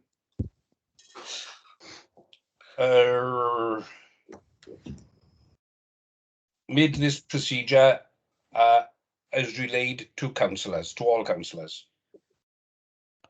Wow. Just wow. That's all I can say. Wow. Can I just clarify, Caris, monitoring officer, there's a policy and a procedure as part of this report. So is it just the procedure that needs to be reported back to the council, or the policy as well? For both, please, Fran. Sorry, my mistake.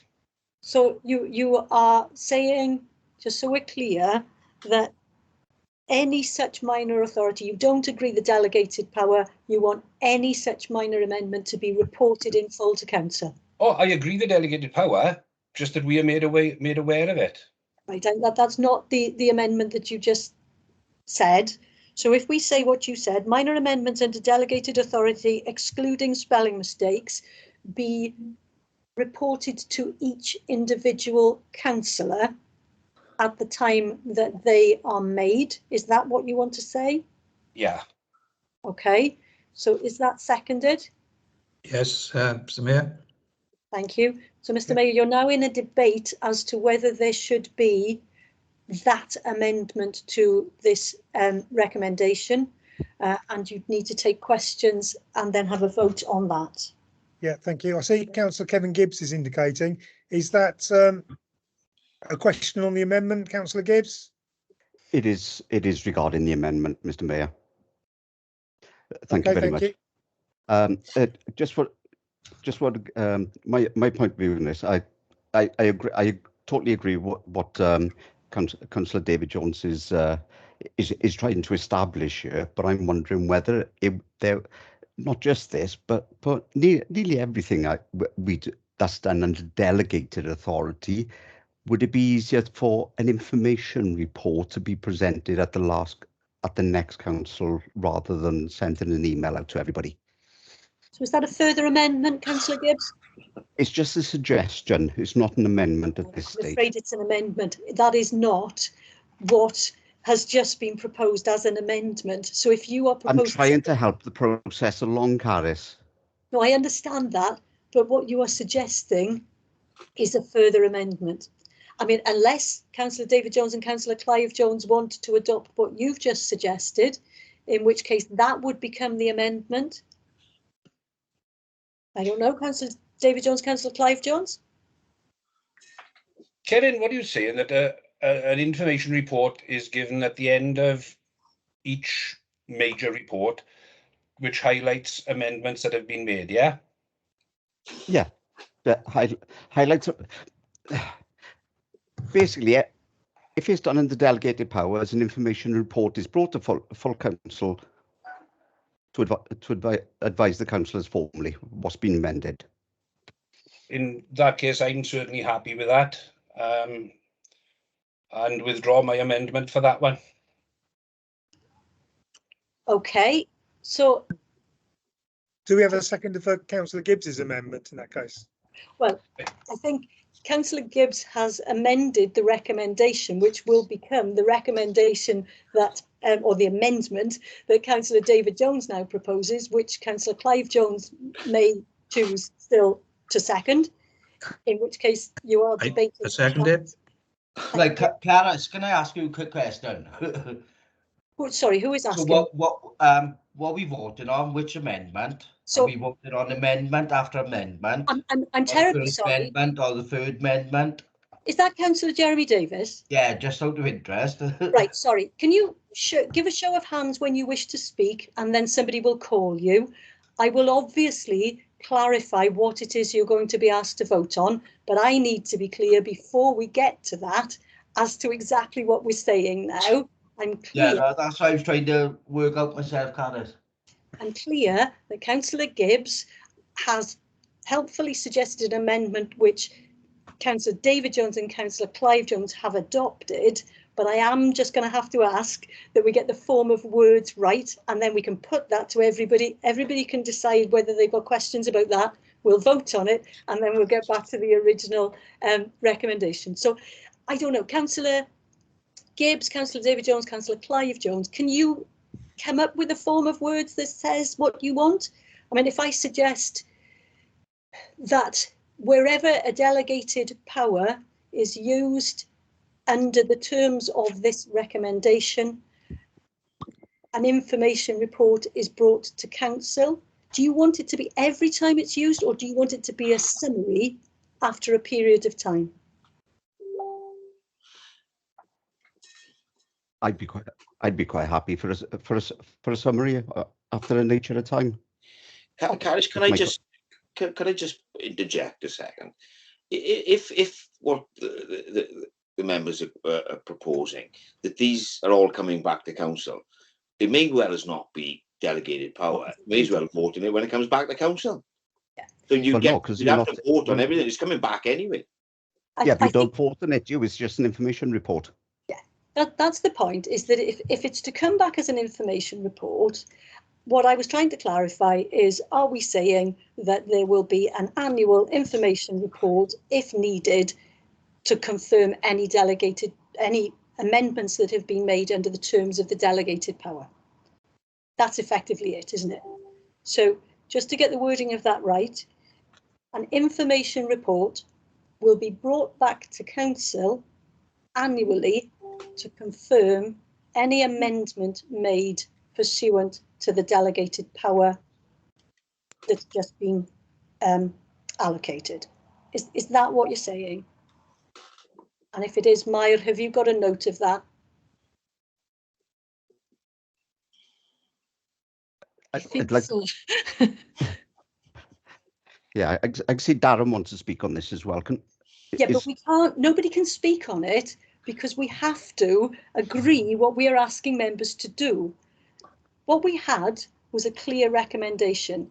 We had an amendment moved to that recommendation.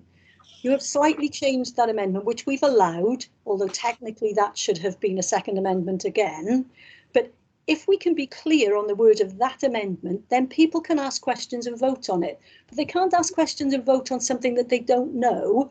So that is where we are. Is that the recommendation now, that the amendment is that form of words? And if it is it agreed by Councillor David Jones and seconded by Councillor Clive Jones? And if it is, then people can ask questions about it. My comment would have been it should have been at the next full council. So next full council, not annual. That's correct. Right. Okay. So that what we are suggesting is that there will be an information report to the next full council after any amendment is made to this policy to notify members of the operation of the delegated power. Yes, please. That just about sums it up for me. I don't know about the others. I second that. I think we got there, Caris. Great. Okay. Okay. In which case, can we can Councillor Darren Roberts ask his question? Yeah. Councillor Roberts. No, I'll give it a miss, I think, Mr. Mayor. Thank you. Okay, thank you. Are there any other questions in that case? It's like I can't put my hand up, so I'll just have to shout down the microphone. Can I just ask Councillor Barry? I'll make a heartfelt plea for a return to sanity. But, can Councillor Barry indicate, are you accepting that amendment now, or are we working on this amendment? Or can I beg somebody to tell me what exactly it is that we are voting on? Because, you know, I've lost the will to live. I honestly have. From my perspective, Councillor Amos, it seems a little onerous. We're talking about minor amendments that really, I'm wondering, are members in this meeting going to really benefit from when anything major that is perceived that the council need to vote on is coming anyway? It's just a step too far for me, so I'm not prepared to put that into a recommendation. So I think we need to go to a vote on an amendment for it. That's fair enough. Thank you, Andrew. Thank you. So, Mr. Mayor, just to be clear, you are asking whether there are any further questions and then comments on the amendment to the recommendation. Yeah, okay, so are there any more questions on this? Yeah, which amendment we voting for now? The first one? Councillor Davis, can you raise your hand, please? Councillor Davis, when you wish to speak, can you raise your hand, please? Because we can't manage a debate if people just shout out. The answer no one else was speaking. Sorry, Caris. No one else was speaking at the time, look. No one else had their hand up. So I opened my mic up. But just to ask the question, which amendment are we voting on? The amendment that I just spoke about and which we just confirmed, which is that there is a suggestion that there is an amendment to say that if any delegated power is used, then there will be a report to the next full council to confirm what amendment has been made under the delegated power. Okay? Brilliant. I know what I'm voting for now, instead of 6 others. Thank you. Okay, thank you, Councillor Davis. Councillor Garrett Thomas, did you have a question? Yes, thank you, Mr. Mayor. It's to Fran, it is. Fran, how much extra work will this put in your department to bring a report back to every council? You know, I can understand one annually, but when every council, how much extra work for one policy because this could be the way. If this is the way we're going to be going forward on every single policy, this is going to make a lot of work for officers in this council. Yeah, potentially if this was every single policy, Councillor Thomas, I constantly spend my time drafting reports, information reports for council.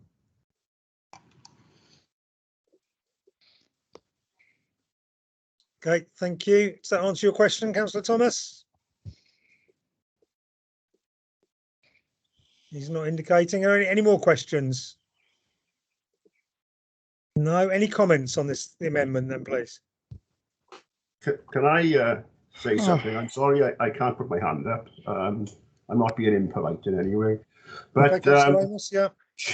Can I just say, pick up on something that Fran has just said?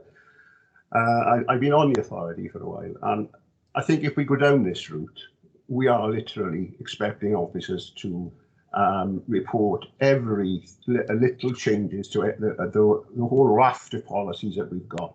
And I think we're dealing on this one with sickness absence policy or whatever it is. But it opens the door for other policies as well. And we have a lot to discuss as a council, and a lot of papers to look through. And personally, if this was attached to my papers, I don't think I'd bother looking at it. It's to me, I can see the sentiments behind the amendment. To me, it's just it's information reports for information reports' sake. Really, you could even send they could be sent to a scrutiny panel as an information report if possible, if maybe. But personally, I don't see anything wrong with the report as it was. When it first came, and I thought it was something that was going to be dealt with quickly, so poor Lisa could go and watch the football, But there we go. All right. Thank you. Thank you, Councillor Amos. Councillor Jeremy Davis, please. Yeah, just a quick comment. I don't know why it took us as long to get this to get to this point. Thank you. Okay, thank you, Councillor Davis. Councillor Michelle Jones, please. Hiya, I just wanted to comment really and say that I support our officers. I think that our officers are the educated, the intelligent ones. We need to show some support to our officers, and some of these comments today, I just find them quite insulting. Come on, guys, this is just getting a bit pedantic. Okay, thank you, Councillor Jones. Councillor Roberts, hand was up, has gone down again.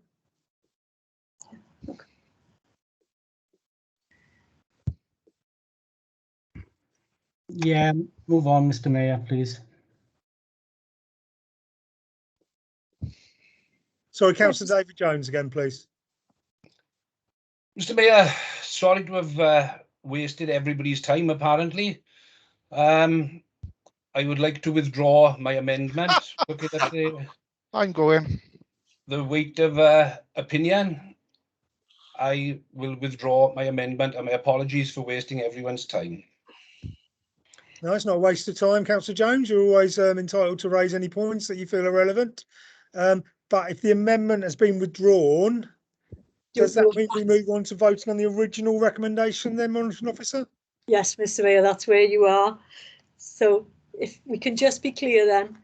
Oh, Councillor Kevin O'Neill is indicating to speak. Yeah, Councillor O'Neill. Yeah, thanks, Mr. Mayor. Not to progress things, but I think it's important we recognise the fact that we are the best local authority for our sickness. And going back to that point, I think it's important that we look at the causal factors of why we're the best. We will have that data there. And we use that data to improve our performance even more. And also maybe a suggestion that we reward those people with good sickness records. I know there was a time where Mr. Cooper, who is now our chief executive, met staff and spoke to them at a cup of coffee and a cup of tea and discussed the matter. I think it's no great. I think it's actually an incredible record to have during COVID that they've achieved that work performance. And I just wanted to make that point. Thank you very much. Well made, yeah. Thank you, Councillor O'Neill. So if there are no more comments, I'll hand you over to the Monitoring Officer to take a vote on the original recommendations then, please. Thank you, Mr. Mayor. Can I ask then, please, all those who would wish to abstain, please show now. And I will say to Councillor Amos, you are going to have to shout at whichever point of this process you want to join in. So anybody wishing to abstain, please show now. Thank you. Anybody wishing to vote against, please show now. Thank you. Anybody wishing to vote in favour, please show now. Or shout. For. Thank you.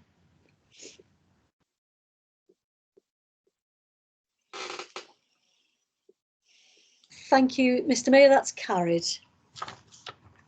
Okay, thank you very much. So for Mr. Mayor, I'm very sorry I have to leave now. Thank you very much.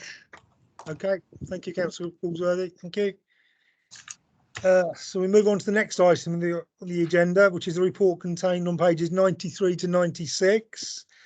Facilities time, National Association of Schoolmasters, Union of Women Teachers and the National Education Union.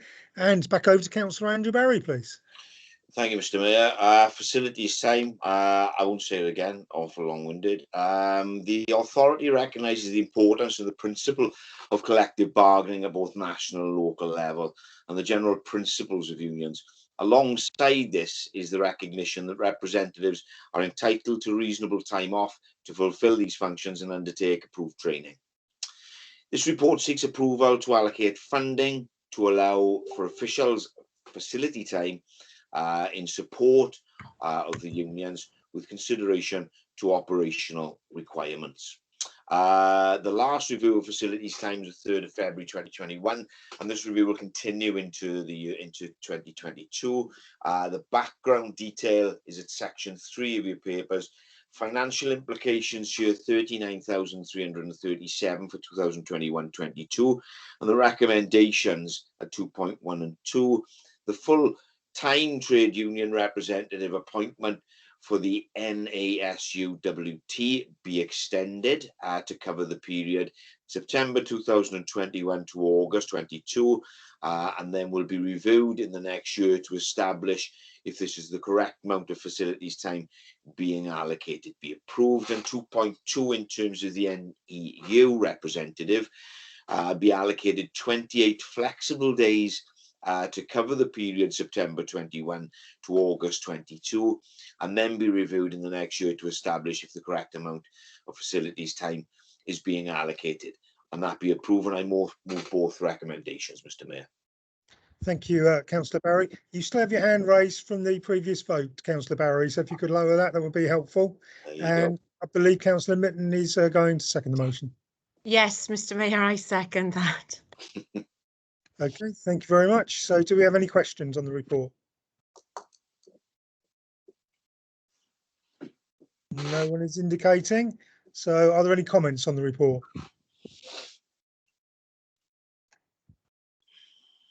And no one is indicating for a comment either. So I'll hand you back to the monitoring officer then, please. Thank you. So could everybody who wishes to abstain please show now? Thank you. Everybody wishing to vote against, please show now. Thank you. And all those wishing to vote in favour, please show now, or in Councillor Amos's case. Thank you. Tell us.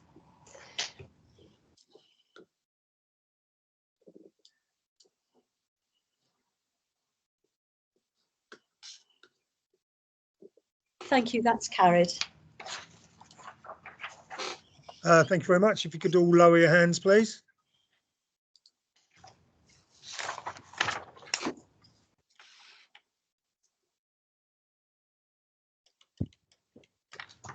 Councillor Lee Davis and Councillor Brent Carter, could you lower your hands, please?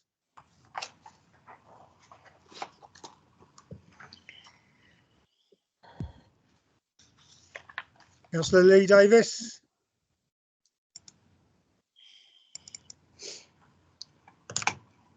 Thank you. No, your hand's still raised, Councillor Davis. Sorry, madam. There we go. Thank you. Okay, so we move on to the next item on the agenda, which is pages 97 to 104 which is playground refurbishment 2021-22, and I believe Councillor David Hughes is going to take us through that report. Yes, thank you, Mr. Mayor. Council manage fixed play areas throughout the county borough. Many of these facilities are coming to the end of their useful life, and as such, capital funding of 280,000 has been set aside for this financial year.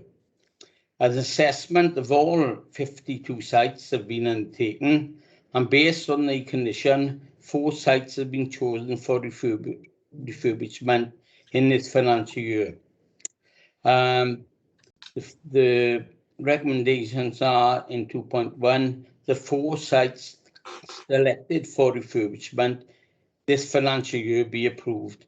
I'd just like to say before going any further that the sites that were selected by the officers and through a rigorous inspection and by an independent inspection.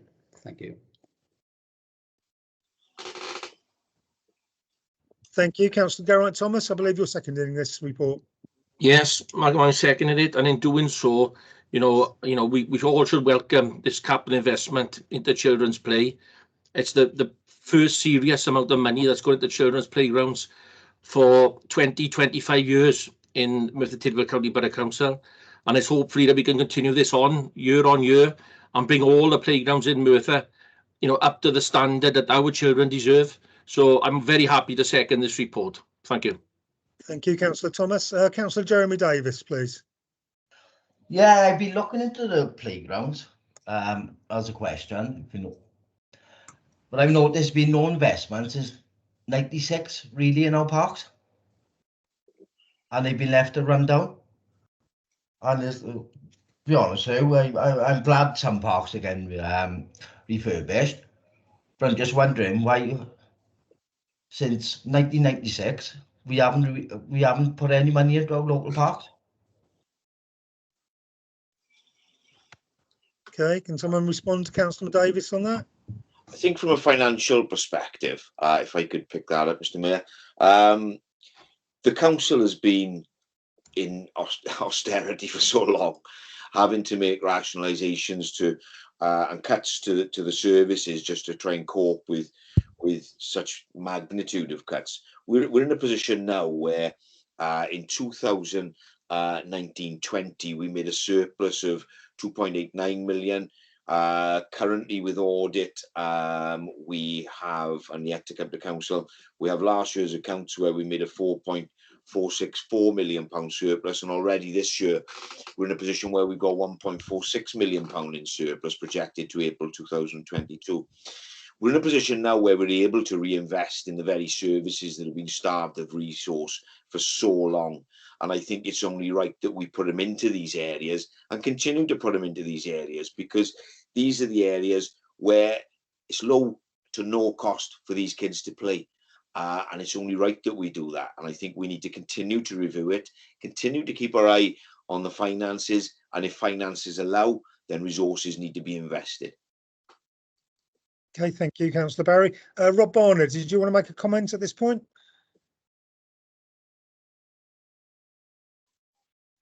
Yes, thank you, Mr. Mayor. Just to comment on Councillor Davis's comment, the areas, as Councillor Barry said, we have endeavoured to keep these 54 sites going through all the austerity measures that the council had to come to, and I think we did rather well in keeping these 52 sites going. We have, over the last 25 years, constantly asked for additional spending, but we were often refused. Going through the difficult times, we can understand that why it's not a statutory service and the money was needed elsewhere. However, money has been made available this year, and we've tried to prioritise based on our professional experience and from an independent inspector, and the four choices we made have been put before you today. So I would disagree that the sites have been left to be run down. Okay, thank you very much, Rob. Did you have another question, Jeremy? Your hand's still raised. Yeah. I'm not saying all the parks have run down. What I'm saying, I know money was tight or whatever down the years, but we haven't invested in our parks, and we should have been. surely, as a council, we should be investing money in for our children's future.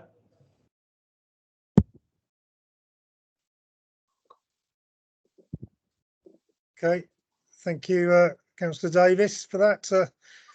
Councillor Gareth Richards, did you have a question? Yeah, I have, Mr. Mayor, thanks. This one for Rob, it is. Rob, in the appendix, there's parks named in there and in brackets after items in the park. Does that mean the pieces of equipment? There should be that number of pieces of equipment in that park? Yes, that's correct, Councillor Richards. However, items can mean litter bins, gates, etc. Yeah. So, you know, you might think that's an overestimate, but it does include fences, litter bins, signage, etc. So it's every item that's inspected in that area will be included in that number. So it looks it gives a better picture than is actually there on site, actually. Yeah. And would you include items that are being removed then in those items, Rob? If they're still on site, they would be included in that figure. If they've obviously been previously removed, then they wouldn't be appearing in that figure. Yeah. Okay. Thanks, Rob. Okay, thank you, Councillor Richards. Councillor Ian Thomas, please. Thank you, Mr. Mayor. I'm just a little bit puzzled. It's a good thing that we're able to refurbish these parks, and I'm really grateful for that. But Andrew says that we're sort of able to do it because our financial situation has improved, and yet the medium-term financial plan is still showing a deficit of around 7 million in 3 or 4 years' time. So are we doing well, or are we still in trouble? I think the problem is, Councillor Thomas, we're talking about predictions into the future, and we are very prudent. We are aware that belts need to be tightened into the future. We're not expecting as high a revenue settlement as we've seen in the past few years. We're trying to mitigate that impact by a variety of reviews that we're carrying out on fleet, on decarbonisation, on our asset and estate management, so that we can make changes to enable us to have that buffer in the finances. There are some major changes we're talking about in procurement. When you think that we spend on average £70 million a year in this authority, then there's room in there for us to review and see if we can't make some savings there by better use of our procurement issues. You'll remember that we put a paper through quite recently where we increased the amount where procurement actually kicked in with the full process to 15,000 from 5, in line with RCT. I'm sorry, Mr. Mayor. I'm so sorry. I do apologise for interrupting, but this is not actually a question on this report. This is a report about the parks, not about the finances of the local authority. And members, we are now at 10 to 8. We really need some discipline about the questions that you are asking.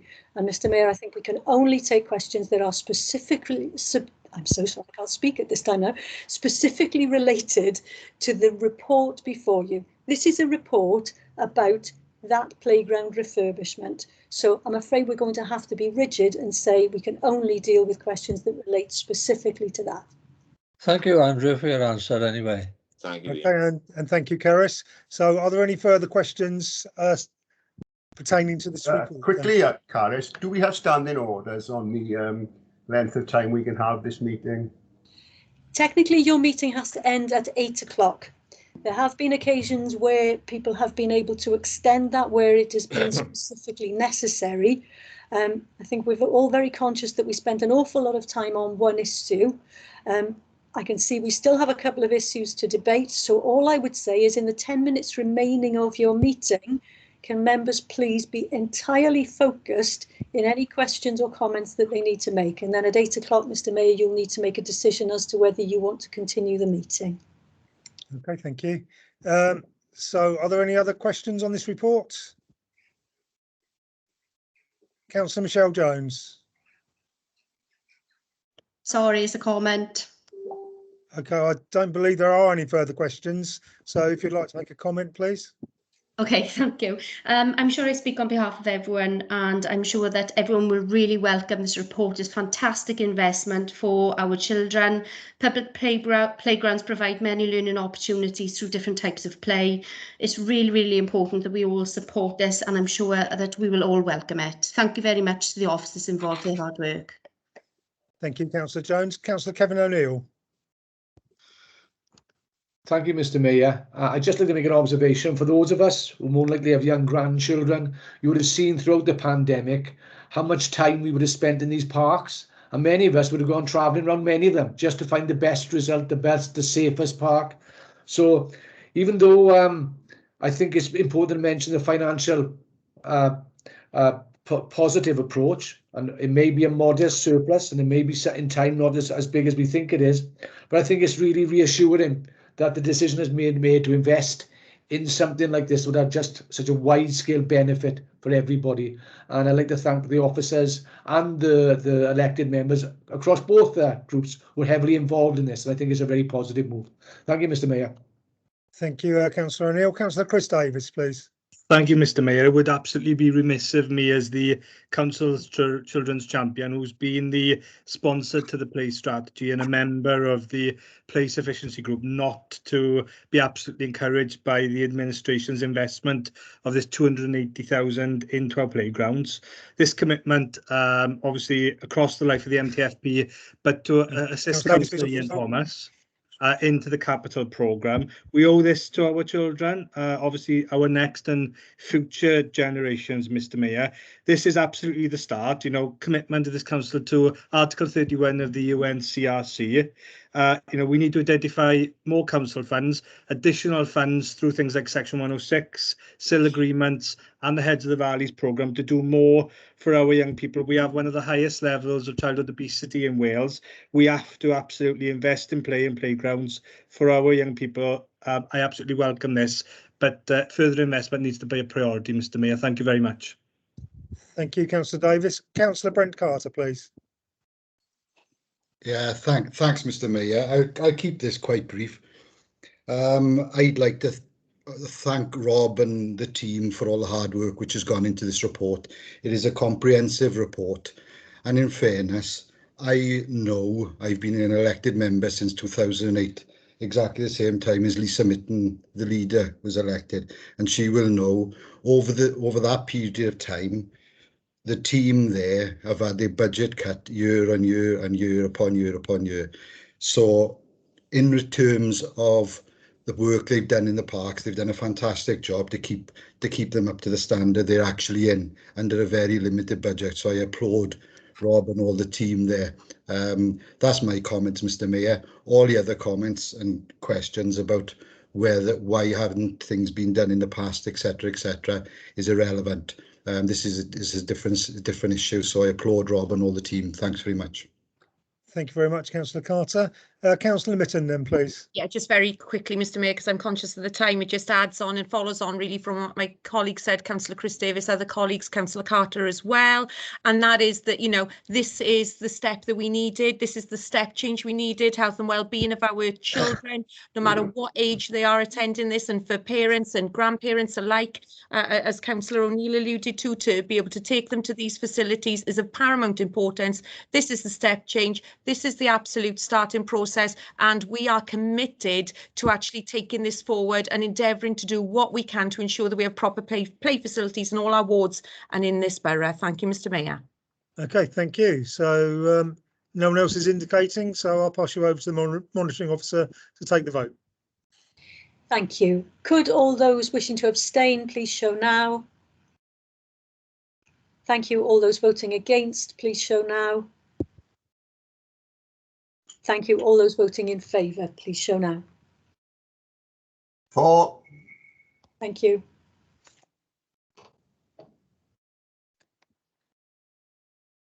And that is carried, Mr. Mayor. Mr. Mayor, I think you have 6 minutes before 8 o'clock, so it's probably worth trying to take the next item and seeing whether that can be dealt with expeditiously. If everybody could put their hands down now so that we can progress. Thank you. Yeah, okay. And the next item is highways operatives, which is contained on pages 105 to 108 of the agenda pack. And that's Councillor David Hughes again, please. As you all know, highways are responsible for managing and maintaining the county borough's adopted highway network.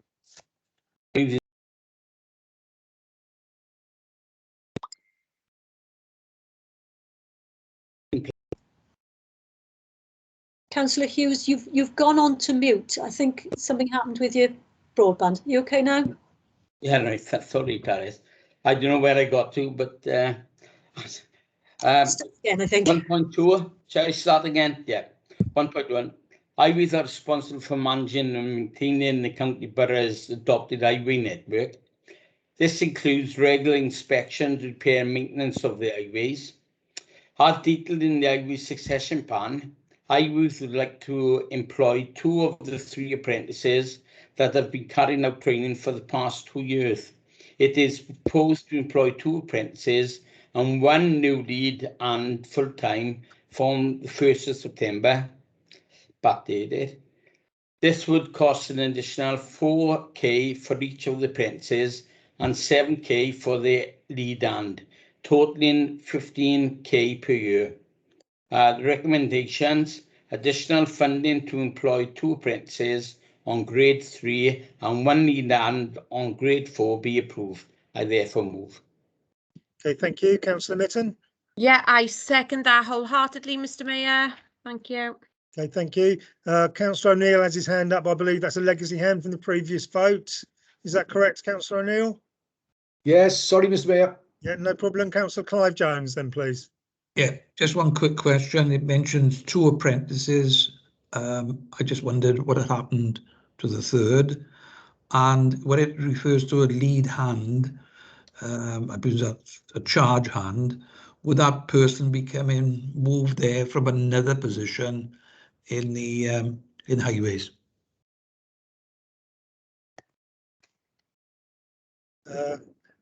Carwin has his hand up. Is he going to respond to that? Yeah, in terms of the first question, the 3rd apprentices we had a number of issues with, unfortunately. So in the best interest of the authority, we won't be taking the 3rd apprentice on. Okay. In relation to, sorry, what was the second part? In relation to the lead hand, I presume it's a charge hand, is he or she moving from another position in highways? That'll be a post that'll be advertised internally and externally. So if there's somebody suitable internally, then obviously they'll be able to apply for that position. A completely new post and nobody's moving over to do that job. There's nobody allocated currently. No. Thank you. Okay, are there any other questions?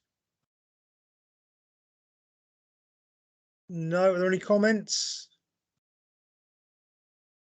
Councillor Chris Davis. Mr. Mayor, very quickly, but I just wanted to congratulate the highways manager, and if Carwyn could pass on my congratulations. I think this absolutely sets the standard for, I know that the highways team have been committed to taking apprentices, training them, growing them, and to hear that we're going to secure employment for them absolutely sets the bar for the direction of travel for this council. So if you can extend my congratulations and thanks to the highways manager Carwyn for job well done, and to the corporate members of the corporate management team, the chief officers. This is a standard that needs to be set for creating opportunities for young people, particularly where that exists, opportunities for young people who are looked after to be part of the family business.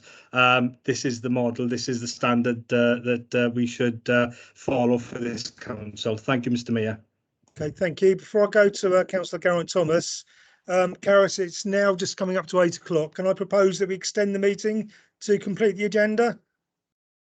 You can do, Mr. Mayor, as long as everybody, you don't need to vote on it. It's just your decision, really, unless somebody is going to indicate that they really can't carry on any longer, which they could do by a show of hands. But unless anybody raises a hand, then perhaps we can try and get to the end of this. Right, okay, so I'd like to propose that we continue to the end of the agenda. If anybody's opposed to that, can they indicate now? No, looks like we're all in agreement. So we'll go back to Councillor Thomas for his comment on this report then, please. No, I just think it's fantastic news that we put in this investment again into neighbourhood services and the highways. It's an area in the council that needs beefing up. So yeah, well done everyone. Okay, thank you, Councillor Thomas. Any other comments on this? No, then we'll move to the vote then, please, Monitoring Officer. Yes, so could anybody wishing to abstain please show now? Thank you. Anybody voting against please show now. Thank you. Those voting in favour please show now. Or very tired. And that's carried, Mr. Mayor. Thank you. I'm not sure if you're voting or playing golf, Councillor Amos. I don't know. I've lost track myself. Okay, we'll move on to the next item on the agenda then, which is on pages 109 to 116. Regional priorities and programmes progressed under the Regional Partnerships Board, and that's Councillor Tony Rogers. Thank you, Mr. Mayor. It's number 14 on page 15. Regional priorities and programmes progressed under the Regional Partnership. The purpose of the report is to update Merthyr Tydfil County Borough Council members and officials on the development of the Regional Children and Adult Service Board, their purpose and main objectives. You see at 4.2, 4.2, Regional Services Board Priorities. Then at 4.7, the CMT Transformation Programme is made up of 8 projects that cover Bridgend, RCT and Merthyr Tydfil. Capital funding into Merthyr Tydfil has been awarded to the 3 services to support children and young people to be developed during 2022. These are before you. Financial implications: with ICF funding ending on the 31st of March 2022, Welsh Government is currently planning a new future funding programme from the 1st of April 2022 with suggestions of a 5-year tapered funding approach. The recommendation at 2.0 to 2.1 is the activity and progress and risk to future funding, with current ICF funding ending on the 31st of March 2022 being noted. Mr. Mayor, I so move. Thank you, Councillor Rogers. Councillor Mitten. Thank you, Mr. Mayor. Mr. Mayor, I would like to second that. And in doing so, just want to give I appreciate we're very tired tonight now and it's gone on late, but it's just a very quick nod to Councillor Rogers's predecessor, Councillor Chris Davis, who I worked closely with, giving him a quick nod really in all of the work that he undertook in this field and with the Regional Partnership Board. I know Councillor Rogers will do a fantastic job undertaking that cabinet role, but Chris really was heavily involved and I think it's just vitally important that I give him a nod and recognise that and thank him for all his work, and therefore I second that. Thank you. Thank you very much. Are there any questions on the report, please? Just to say thank you, Councillor Mitten. No, there are no questions. Are there any comments on the report? No, there's no comments, so I'll hand you back over to Karis. Thank you. Again, can all those who wish to abstain please show now. Thank you. All those voting against, please show now.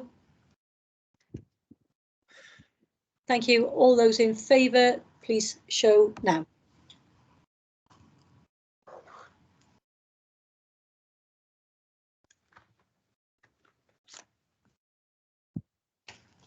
And that's carried, Mr. Mayor. Okay, thank you. If you will lower our hands, please. The next 5 items are all information reports. The next item after that is to deal with any urgent business or correspondence. There is none. The next item, to receive communications from His Worship the Mayor. I have none. So the next item is exempt. So if someone would like to move section 100. Yeah, can I move section 100, please, Mr. Mayor? Thank you. Is there a seconder for that, please? I'll second that, Mr. Mayor. Thank you. Can we take that to the vote? We'll pass it back to Karis for a vote on that. Yes, I think on that one, I'm just going to ask if everybody would vote if they are in favour of that motion.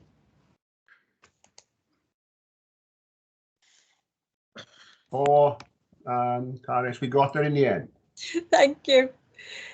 And yes, that's carried, Mr. Mayor. Okay, thank you very much. So before we move on to the